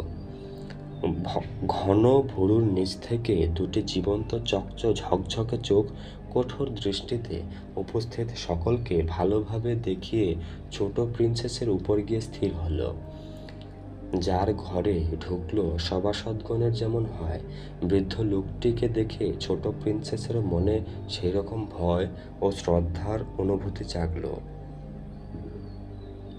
প্রিন্স তার চুলে হাত বুলাতে বুলাতে অদ্ভুতভাবে গলার পিছনে আস্তে আস্তে চাপড় মারতে লাগলো। একাগ্র দৃষ্টিতে তার চোখের দিকে তাকিয়ে প্রিন্স বলল, তোমাকে দেখে আমি খুশি হয়েছি, খুব খুশি। তারপর নিজের জায়গায় গিয়ে বসে পড়ল।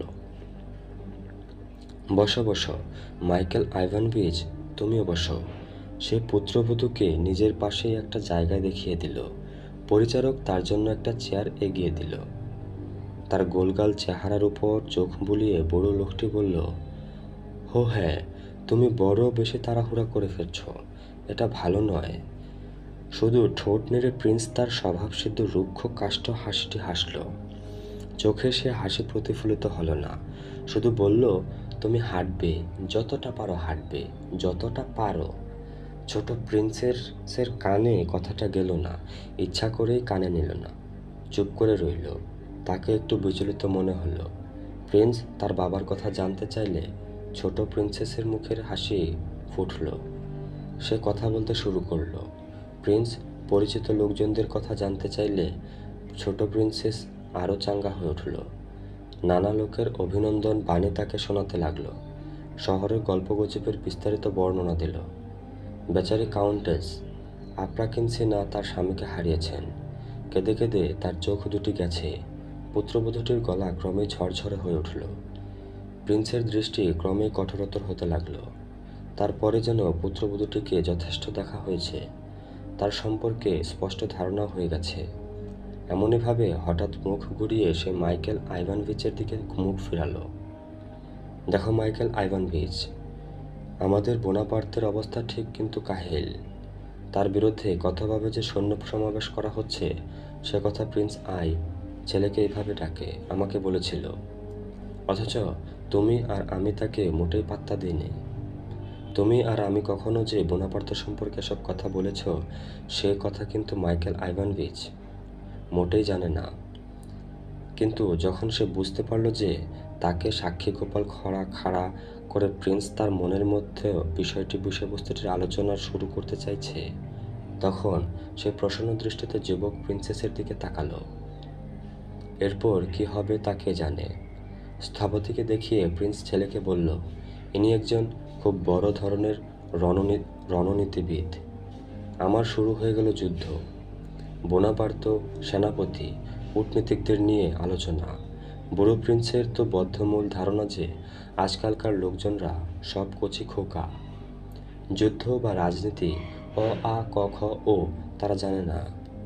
আর ওই বোনাপার্ত তো একটা বখাটে ফরাসি ছোকরা মারত। তার বিরুদ্ধে দাঁড়াবার মতো কোনো পটেকমকিন বা সুবরব নেই বলেই তার এত জয় জয়কার। তাছাড়া তার আরও ধারণা ইউরোপে কোনো সত্যিকার রাজনৈতিক সংকট নেই, কোনো সত্যিকার যুদ্ধ নেই। যা আছে সেটা এক ধরনের পুতুল খেলা। সেই খেলা খেলতেই বসে আজকের লোকরা এমন ভান করেছে যেন সত্যিকারের যুদ্ধই করছে। নতুন যুগের মানুষদের নিয়ে বাবার এই বিদ্রূপকে প্রিন্স আন্দ্রু খুশি মনে সহ্য করতে গেল। মনের দিয়ে শুনল, বলল, অতীত চিরদিনই মধুর, কিন্তু স্বয়ং সুলভও কি মরর পাতা ফাঁদেও পড়েনি? এবং সে ফাঁদ থেকে বের হবার পর্যন্ত পথটা খুঁজে পাননি। প্রিন্স চেঁচিয়ে বলে উঠল, এ কথা তোমাকে কে বলেছে? কে? শুভরব? বলে সে খাবার প্লেটটা ছুঁড়ে ফেলে দিল, আর তিখন সঙ্গে সঙ্গে সেটা ধরে ফেলল। শুভরব, ভেবে দেখো প্রিন্স আন্দ্রু, দুই ফ্রেডরিক ও শুভরব। শুভরব যদি নিজের ইচ্ছামতো চলতে পারত তাহলে মরকেই বন্দী হতে হতো। কিন্তু তার হাত বাঁধা ছিল অস্ট্রীয় যুদ্ধ পরিষদদের কাছে, যাদের মাথায় ছিল শুধু তরকারের ঝোল, যাদের পাল্লায় পড়লে শয়তানেরও বাধা লাগে। যেখানে গেলে বুঝতে পারবে অস্ট্রীয় যুদ্ধ পরিষদটি কী চিজ। শুভরবই তাদের সঙ্গে পাল্লা দিতে পারল না। তো মাইকেল কুতুজভ কোনো ছাড় না। হে বাপু, তুমি তো তোমার সেনাপতিরা বোনাপার্তের সঙ্গে এঁটে উঠতে পারবে না। তোমাদের ডেকে আনতে হবে ফরাসিদের, যাতে চোরে চোরে লড়াই লেগে যায়। ফরাসি মোড়কে ডেকে আনবার জন্য জার্মান পাহলেন পিটার্সবুর্গের তৎকালীন গভর্নর জেনারেল P.A. পাহলেনকে পাঠানো হয়েছে আমেরিকার নিউ ইয়র্কে। সে বছর রাশিয়ায় চাকরি নেবার জন্য যে মোড়কে ডাকা হয়েছিল, প্রিন্স সেই ঘটনাকেই উল্লেখ করল। চমৎকার! পোটেমকিন, সুবরভ ও অরলভরা কি জার্মান ছিল?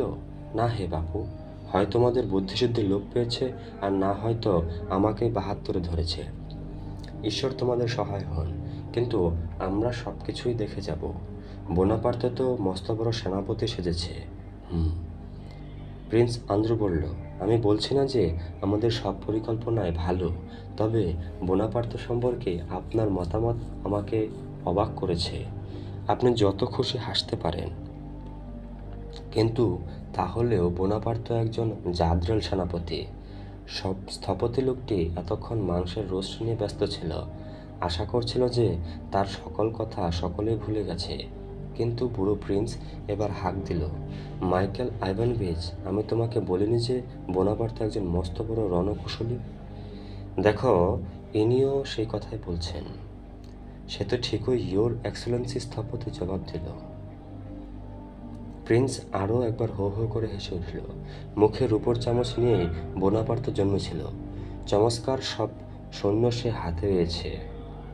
তাছাড়া জার্মানদের দিয়েই তার আক্রমণে হাতে খড়ি। আর একমাত্র আলসেরাই জার্মানদের হারাতে পারে না। জগতের শুরু থেকে সকলেই তো জার্মানদের পিটিয়েছে। তারা কিন্তু নিজেদের ছাড়া আর কাউকে পেটাতে পারে না। তাদের সঙ্গে লড়াই করে তো বোনাপার্তের যত নাম। তারপরেই তার মতে বোনাপার্ত নানা অভিযান, এমনকি রাজনীতিতেও যেসব মস্ত ভুল করেছে, প্রিন্স সেগুলো সব ব্যাখ্যা করতে শুরু করলো। ছেলে কোনো প্রত্যুত্তর করল না, কিন্তু স্পষ্ট বোঝা গেল যে যত যুক্তি দেখানো হোক, বাবার মতো সেও নিজের মতো সহজ বদলাতে পারবে না। কোনো রকম জবাব না দিয়ে সে চুপচাপ শুনতে লাগলো। এত বছর ধরে একাকী গ্রামে বাস করেও এই মানুষটি কেমন করে যে সাম্প্রতিক ইউরোপের সব সামরিক ও রাজনৈতিক ঘটনার খবর রাখে, এবং তা নিয়ে এত সূক্ষ্ম ও তীব্র সমালোচনা করতে পারে, সে কথা ভেবে তার বিস্ময়ের সীমা রইল না।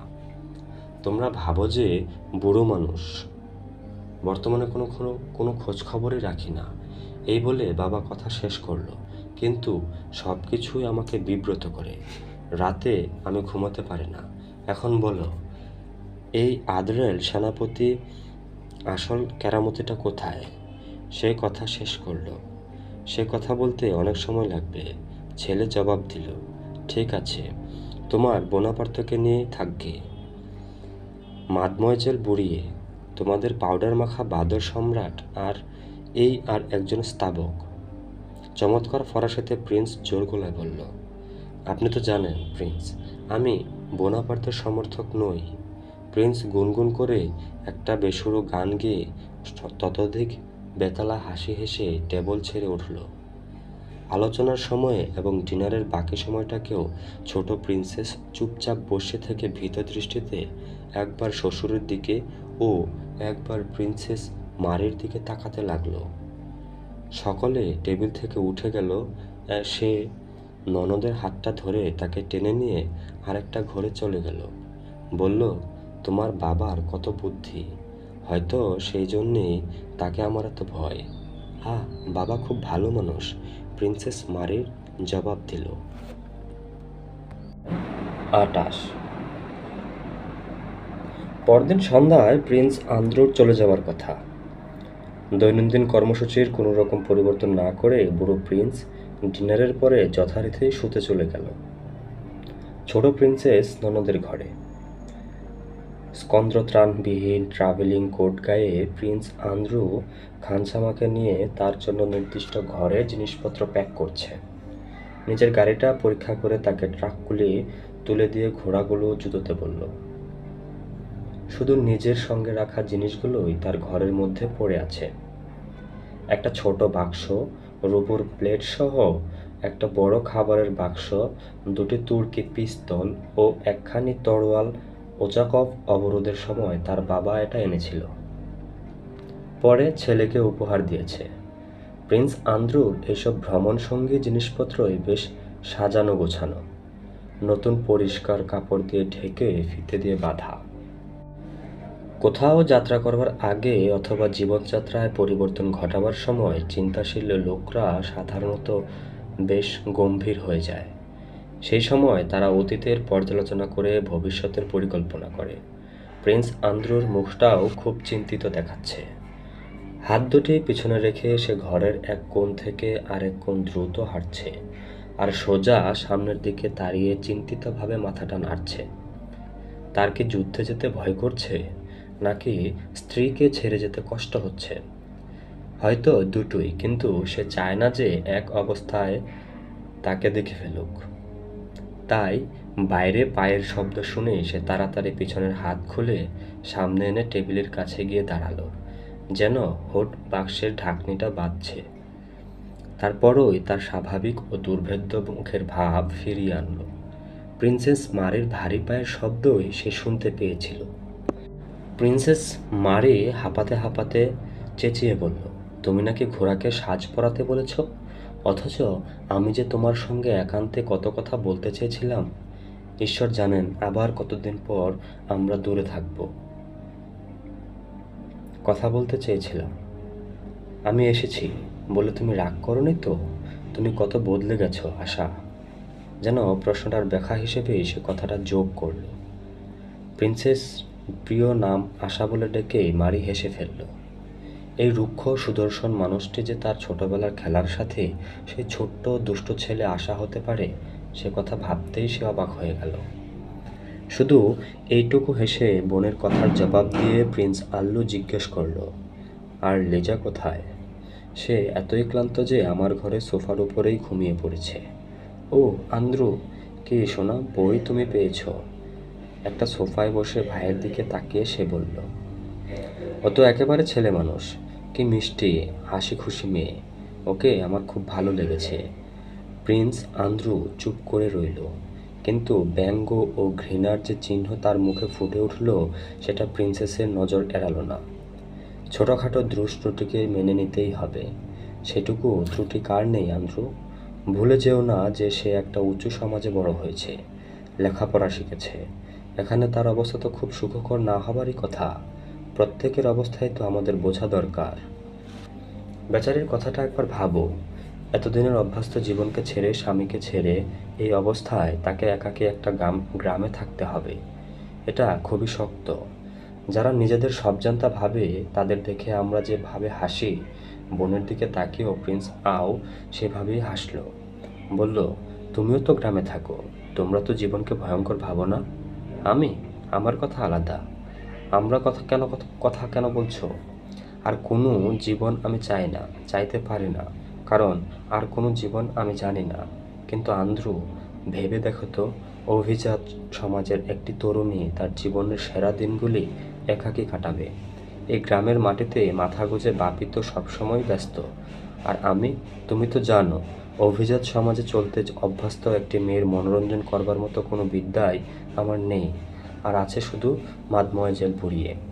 তোমাদের এই মাদমোয়াজেল বুড়িয়েকে আমি মোটেই পছন্দ করি না। প্রিন্স আন্দ্রু বলল, করো না? সে তো খুব ভালো, দয়ালু। তাছাড়া সেও তো করুণার পাত্র। তার তো কোথাও কেউ নেই। সত্যি কথা বলতে কি, তাকে আমার কোনো দরকারই নেই। বরং সে আমার পথের বাধা। তুমি তো জানো, চিরকালই আমি এটুকু বুনো, এখনো তো আরও বুনো হয়ে গেছি। একলা থাকতে আমি ভালোবাসি। বাবা ওকে খুব ভালোবাসেন, আর সে মাইকেল আইভানচিভ, এই দুজনের প্রতি বাবা খুব সহৃদয় ও সন্তুষ্ট, কারণ তিনি দুজনেরই আশ্রয়দাতা। স্টার্ন বলেছেন, মানুষ আমাদের কি উপকার করেছে তার জন্য আমরা তাকে তত ভালোবাসি না যত ভালোবাসি আমরা তাদের কি উপকার করেছি সেই জন্য। বাবাকে হারিয়ে ও যখন গৃহহারা হয়ে পড়েছিল, তখনই বাবা ওকে নিয়ে আসেন। ওর স্বভাবটা খুব ভালো, ওর বই পড়ার ধরন বাবার খুব পছন্দ। সন্ধ্যাবেলা ও বাবাকে পড়ে শোনায়, খুব সুন্দর পড়ে। খোলাখুলি বলতে কি মারি, বাবার চরিত্র অনেক সময় তোমাকে খুব বিপদে ফেলে দেয়, তাই না? প্রিন্স আন্দ্রু হঠাৎ প্রশ্ন করে বসল। এই প্রশ্ন প্রিন্সেস মারি প্রথমে অবাক হয়ে গেল, পরে ভীষণ ভয় পেল। আমাকে আমাকে আমাকে বিপদে ফেলেন, সে বলল। তিনি চিরকালই কিছুটা কঠোর, কিন্তু আমার তো ধারণা এখন তিনি খুব বিপজ্জনক হয়ে উঠেছেন।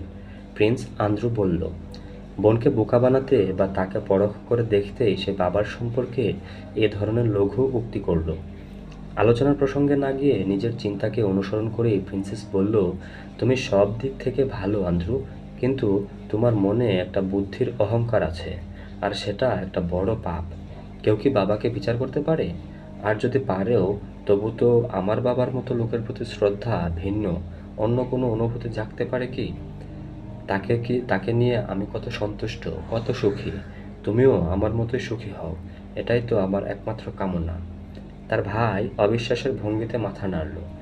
একটি মাত্র কাজ আমার পক্ষে শক্ত। তোমাকে সত্যি কথাই বলবো আন্দ্রু, সেটা হলো ধর্ম বিষয়ে বাবার আচরণ। যে জিনিস দিনের আলোর মতো পরিষ্কার তা কেমন করে বাবার মতো প্রচণ্ড বুদ্ধির অধিকারী মানুষের চোখে পড়ে না? কেমন করে তিনি বিপথে চলে যান আমি তো বুঝতেই পারি না। ওই একটি মাত্র ব্যাপারে আমি অসুখী, কিন্তু এ ব্যাপারেও আমি আজকাল কিছুটা উন্নতি দেখতে পাচ্ছি। ইদানিং তার ব্যঙ্গ বিদ্রূপের তীক্ষ্ণতা অনেক কমে গেছে। একজন সন্ন্যাসীকে তিনি বাড়িতে ডেকে এনেছিলেন, তার সঙ্গে দীর্ঘ আলোচনা করেছিলেন। হায় সোনা, আমার ভয় হচ্ছে তুমি আর তোমার ওই সন্ন্যাসীর সব চেষ্টায় মাঠে মারা যাচ্ছে। মমতা মাখা ঠাট্টার সুরে প্রিন্স আন্দ্রু বলল। এক মুহূর্ত চুপ করে থেকে প্রিন্সেস মারি বলল, ও আমাদের ভাইটি, আমার তো একটি প্রার্থনা, একটি আশা যে ঈশ্বর আমার কথা শুনবেন। আন্দ্রু, তোমার কাছে আমি একটা জিনিস চাই। সেটা কি? না, কথা দাও তুমি আমাকে ফিরিয়ে দেবে না। তাতে তোমার কোনো কষ্ট হবে না। সেটা তোমার অযোগ্যও নয়, কিন্তু আমার পক্ষে অনেক সান্ত্বনার। কথা দাও আশা। থলের মধ্যে হাত ঢুকিয়ে তার মধ্যে কি আছে সেটা বের না করে প্রিন্সেস মারি বলল, বোঝা গেল থলির ভিতরকার জিনিসটাই তার অনুরোধের বস্তু, কিন্তু অনুরোধ মঞ্জুর হবার আগে সেটা সে বের করবে না। ভীরু চোখ তুলে সে ভাইয়ের দিকে তাকালো। যেন ব্যাপারটা বুঝতে পেরেই প্রিন্স আন্দ্রু বলল, যদি কষ্টকর ব্যাপারও হতো তুমি যা খুশি ভাবতে পারো। আমি জানি তুমিও ঠিক বাবার মতো, যা খুশি ভাবো। তবু আমার জন্য অন্তত এই কাজটি করো, দয়া করে, দয়া করো। বাবার বাবা, আমাদের ঠাকুরদা সব যুদ্ধে এটা পড়তেন। থলের ভিতরকার জিনিসটি সে এখনো বের করলো না। তাহলে কথা দিলে? নিশ্চয়ই। এটা কি আন্দ্রু? সেই দেবমূর্তি দিয়ে আমি তোমাকে আশীর্বাদ করছি, কিন্তু আমার কাছে তোমাকে কথা দিতে হবে যে কখনো এটা খুলে রাখবে না। কথা দিলে? ওটার ওজন যদি 1 হর না হয়, ওটার ভারে যদি আমার ঘাড় না ভাঙে, তো তোমাকে খুশি করতে, প্রিন্স আন্দ্রু বলল। কিন্তু সঙ্গে সঙ্গে তার ঠাট্টার ফলে বোনের মুখে বেদনার যে ছায়া ফুটে উঠেছে সেটা দেখতে পেয়ে তার অনুশোচনা হলো। সে বলে উঠল, আমি খুব খুশি হয়েছি, সত্যি সোনা, খুব খুশি হয়েছি। তোমার ইচ্ছের বিরুদ্ধে তিনি তোমাকে রক্ষা করবেন, তোমাকে করুণা করবেন, নিজের কাছে টেনে নেবে। কারণ সত্য ও শান্তি একমাত্র তার মধ্যে অবস্থান করে। আবেগ কম্পিত স্বরে প্রিন্সেস মারি কথাগুলি বলল। সুন্দর একটি রূপোর হাড়ের উপর সোনার কাজ করা ছোট ডিম্বাকৃতির অত্যন্ত প্রাচীন একটি ত্রাণকর্তার কালো দেবমূর্তি গম্ভীরভাবে 2 হাত তুলে ধরল ভাইয়ের সামনে। কুশ চিহ্ন এঁকে দেবমূর্তিটিকে চুমু খেয়ে সে ভাইয়ের হাতে সেটাকে তুলে দিল। দোহাই আন্দ্রু, আমার জন্য। তার দুটি বড় বড় ভীরু চোখ থেকে শান্ত আলোর রশ্মি বিচ্ছুরিত হতে লাগলো। সেই আলোয় তার রুগ্ন পাতলা মুখখানি উদ্ভাসিত হয়ে সুন্দর হয়ে উঠল। ভাই দেবমূর্তিটা পড়তে গেল, কিন্তু বোন তাকে থামিয়ে দিল। আন্দ্রু বুঝতে পারল, ক্রুশ চিহ্ন আঁকল, দেবমূর্তিকে চুমু খেল। সেও তখন অভিভূত হয়েছে, তার চোখে মমতার আভা, কিন্তু সেই সঙ্গে তার মুখে দেখা দিল ব্যঙ্গের ঝলকানি। ধন্যবাদ লক্ষ্মী ভাই।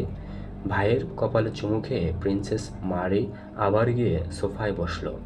কিছুক্ষণ দুজনে চুপচাপ। আগেই বলেছি আন্দ্রু, তুমি যেমন দয়ালু ও উদার ছিলে তেমনি থেকো। লিজার প্রতি কঠোর হয়েও না। প্রিন্সেস মারি বলতে শুরু করলো। সে খুব ভালো, আর এখানে তার অবস্থা বড় সঙ্গীন। আমার স্ত্রীর সম্পর্কে তোমার কাছে কোনো নালিশ করেছি বা তাকে দোষ দিয়েছি বলে মনে পড়ে না আশা। তাহলে এসব কথা আমাকে কেন বলছো? প্রিন্সেস মারির গালে লালের ছোপ লাগলো। অপরাধীর মতো সে চুপ করে রইল। আমি তোমাকে কিছুই বলিনি, কিন্তু তুমি অনেক কথাই শুনেছ, সেজন্য আমি দুঃখিত। প্রিন্সেস মারির কপালে, ঘাড়ে ও গালে লালের ছোপ গাঢ়তর হলো। সে কি যেন বলতে চাইল, কিন্তু বলতে পারল না। তার ভাই ঠিক অনুমান করেছে ছোট প্রিন্সেস ডিনারের পরে কেঁদেছে। আসন্ন প্রসবের ব্যাপারে তার মনে যে ভয় ঢুকেছে তা বলেছে।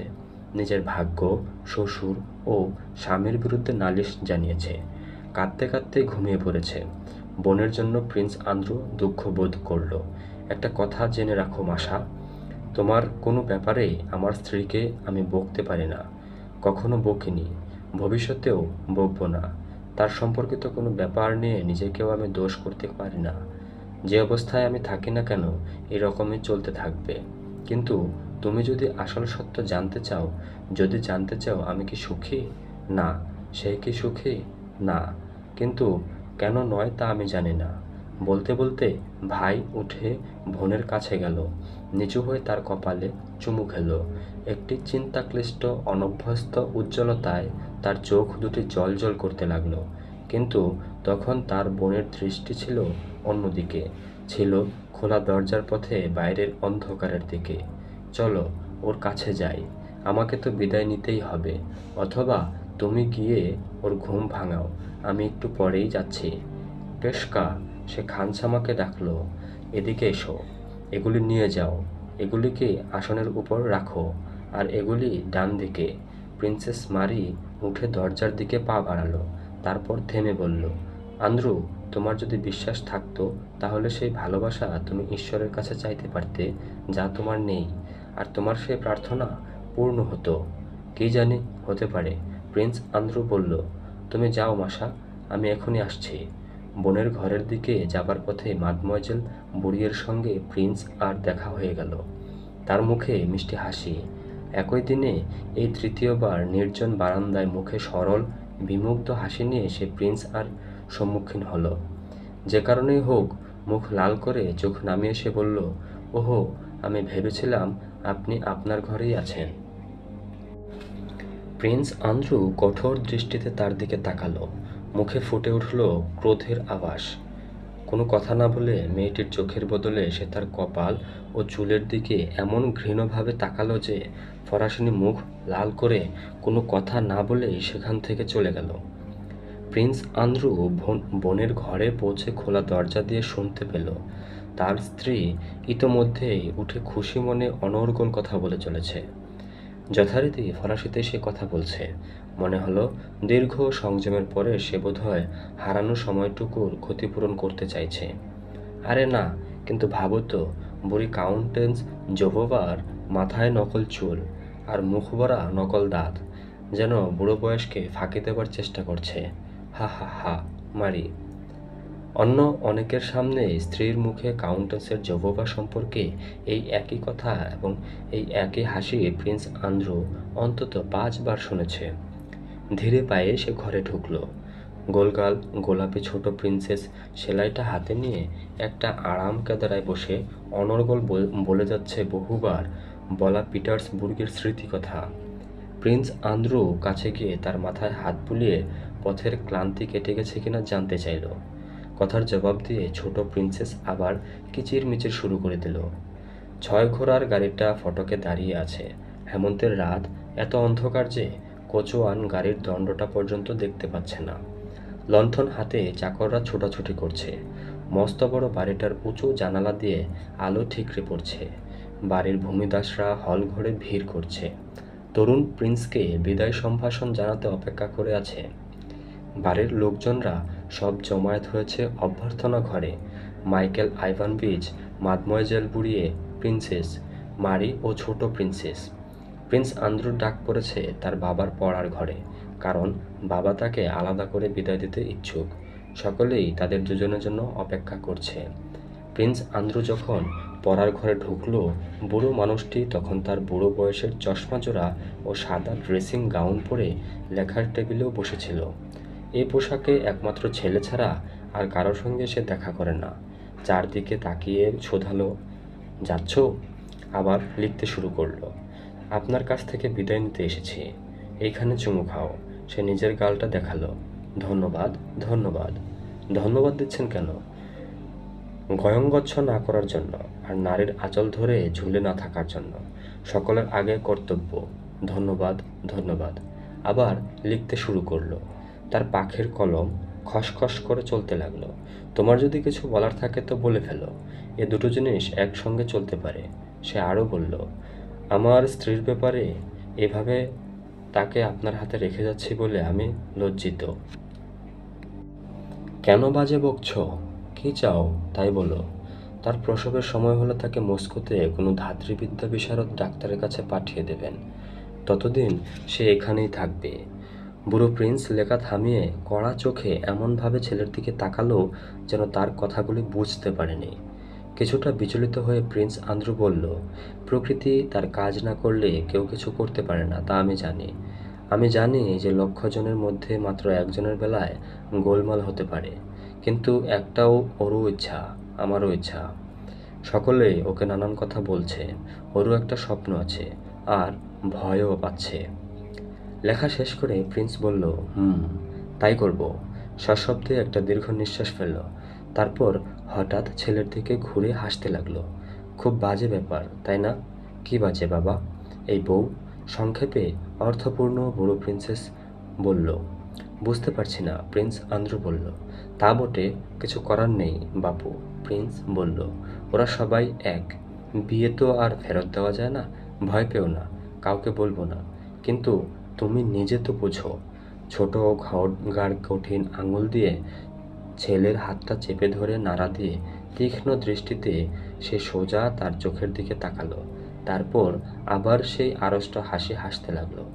ছেলের নিঃশ্বাস ফেলল, যেন স্বীকার করলো যে বাবা তাকে ঠিকই বুঝছে। বুড়ো চিঠিটা ভাঁজ করে সিল করতে লাগলো। অভ্যস্ত দ্রুততার সঙ্গে মোম, সিল ও কাগজকে একবার তুলতে লাগলো, একবার নামাতে লাগলো। চিঠিটা সিল করতে করতেই কাটা কাটা ভাবে বলল, কি করতে হবে?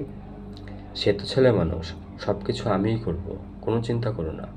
আন্দ্রু কোনো কথা বলল না।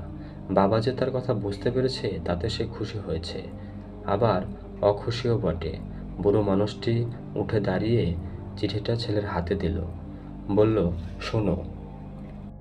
বলল, শোনো, তোমার স্ত্রীর জন্য চিন্তা করো না, সাধ্যমতো সবই করা হবে।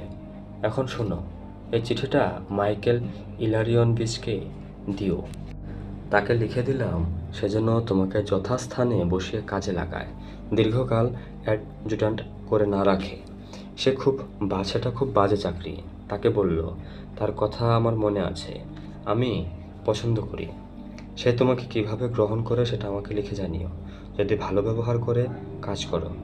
নিকোলাস বলকনস্তির ছেলেকে কারো অপ্রীতিভাজন হয়ে তার কাছে চাকরি করতে হবে না। এবার এদিকে এসো।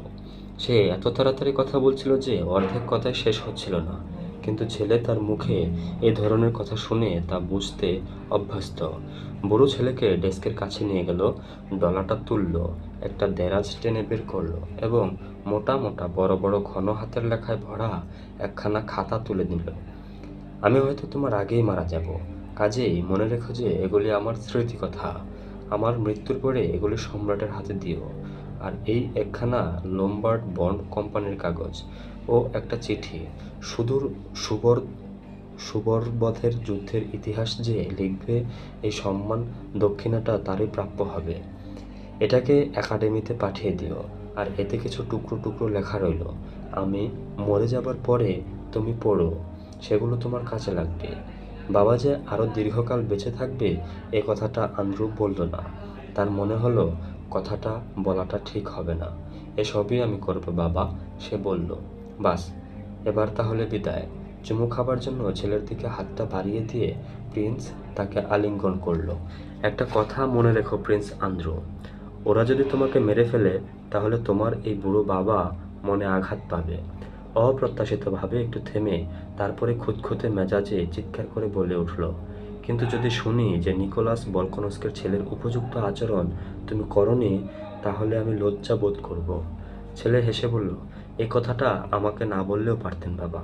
বৃদ্ধ চুপ করে রইল। প্রিন্স আন্দ্রু বলতে লাগলো, আরও একটা কথা আপনাকে বলতে চেয়েছিলাম। আমি যদি মারা যাই আর আমার যদি ছেলে হয়, তাহলে তাকে আপনার কাছ থেকে নিয়ে যেতে দেবেন না। সে কথা কালও বলেছি, সে যেন আপনার কাছেই বড় হয়, দেখবেন। তোমার স্ত্রীও যাতে তাকে নিয়ে যেতে না পারে। বলেই বুড়ো লোকটি হেসে উঠল। পরস্পরের মুখের দিকে তাকিয়ে তারা চুপচাপ দাঁড়িয়ে রইল। বুড়ো মানুষটির চোখ দুটি সরাসরি ছেলের চোখের উপর স্থির নিবদ্ধ। বুড়ো প্রিন্সের মুখের নিচের দিকটা কুঁচকে উঠল। তারপর দরজাটা খুলে হঠাৎ ক্রুদ্ধ জোর গলায় সে চেঁচিয়ে বলল, বিদায় নেয়া তো হলো, চলে যাও। দরজার কাছে প্রিন্স আন্দ্রুকে এবং সাদা ড্রেসিং গাউন পরা, চশমা চোখে, পরচুলাবিহীন মাথায় বুড়ো লোকটিকে বৃদ্ধ গলায় চিৎকার করতে দেখে মুহূর্তের জন্য তাদের দিকে তাকিয়ে দুই প্রিন্সেসে বলে উঠল, কি হলো, কি হলো? প্রিন্স আন্দ্রু দীর্ঘ নিঃশ্বাস ফেলল, জবাব দিল না। স্ত্রীর দিকে ফিরে বলল, আচ্ছা। এই আচ্ছা শব্দটা বড়ই নিরুত্তাপ ও ব্যঙ্গাত্মক শোনালো, যেন সে বলতে চাইছে, এবার তোমার নাটক শুরু করে দাও। আন্দ্রু এখনই মুখ কালো করে বিষণ্ণ দৃষ্টিতে স্বামীর দিকে তাকিয়ে হোট প্রিন্সেস বলল। প্রিন্স আন্দ্রু তাকে জড়িয়ে ধরতে সে আর্তনাদ করে তার কাঁধের উপর অজ্ঞান হয়ে পড়ল। খুব সাবধানে কাঁধটাকে সরিয়ে নিয়ে সে স্ত্রীর মুখের দিকে তাকালো, তারপর সযত্নে তাকে আরাম কেদারায় শুইয়ে দিল। বিদায় মারি। প্রিন্স আন্দ্রু নরম গলায় বোনকে কথাটা বলে তার হাতটা ধরে চুমু খেল, তারপর দ্রুত পা ফেলে ঘর থেকে বেরিয়ে গেল। হোট প্রিন্সেস আরাম কেদারায় শুয়ে রইল। মাদমোয়াজেল বুড়িয়ে তার কপালে হাত বুলিয়ে দিতে লাগলো। যে দরজা দিয়ে প্রিন্স আন্দ্রু বেরিয়ে গেল, অপূর্ণ চোখে সেদিকে তাকিয়ে থেকেই প্রিন্সেস মারি ক্রুশ চিহ্ন আঁকল। পড়ার ঘর থেকে বুড়ো মানুষটি রেগে নাক ঝাড়া শব্দ আসতে লাগলো। পিস্তলের গুলির শব্দের মতো। প্রিন্স আন্দ্রু চলে যাবার সঙ্গে সঙ্গেই পড়ার ঘরের দরজাটা খুলে গেল। বুড়ো লোকটির সাদা ড্রেসিং গাউন পরা শক্ত দেহটা দরজা দিয়ে মুখ বাড়ালো, বলল, চলে গেছে? খুব ভালো হয়েছে। অচৈতন্য ছোট প্রিন্সেসের দিকে ক্রুদ্ধ দৃষ্টিতে তাকিয়ে ভৎসনার ভঙ্গিতে মাথা নাড়ল, তারপরেই সশব্দে দরজাটা বন্ধ করে দিল। অধ্যায় ২৮ শেষ, অর্থাৎ প্রথম পরিচ্ছেদের প্রথম পর্ব শেষ।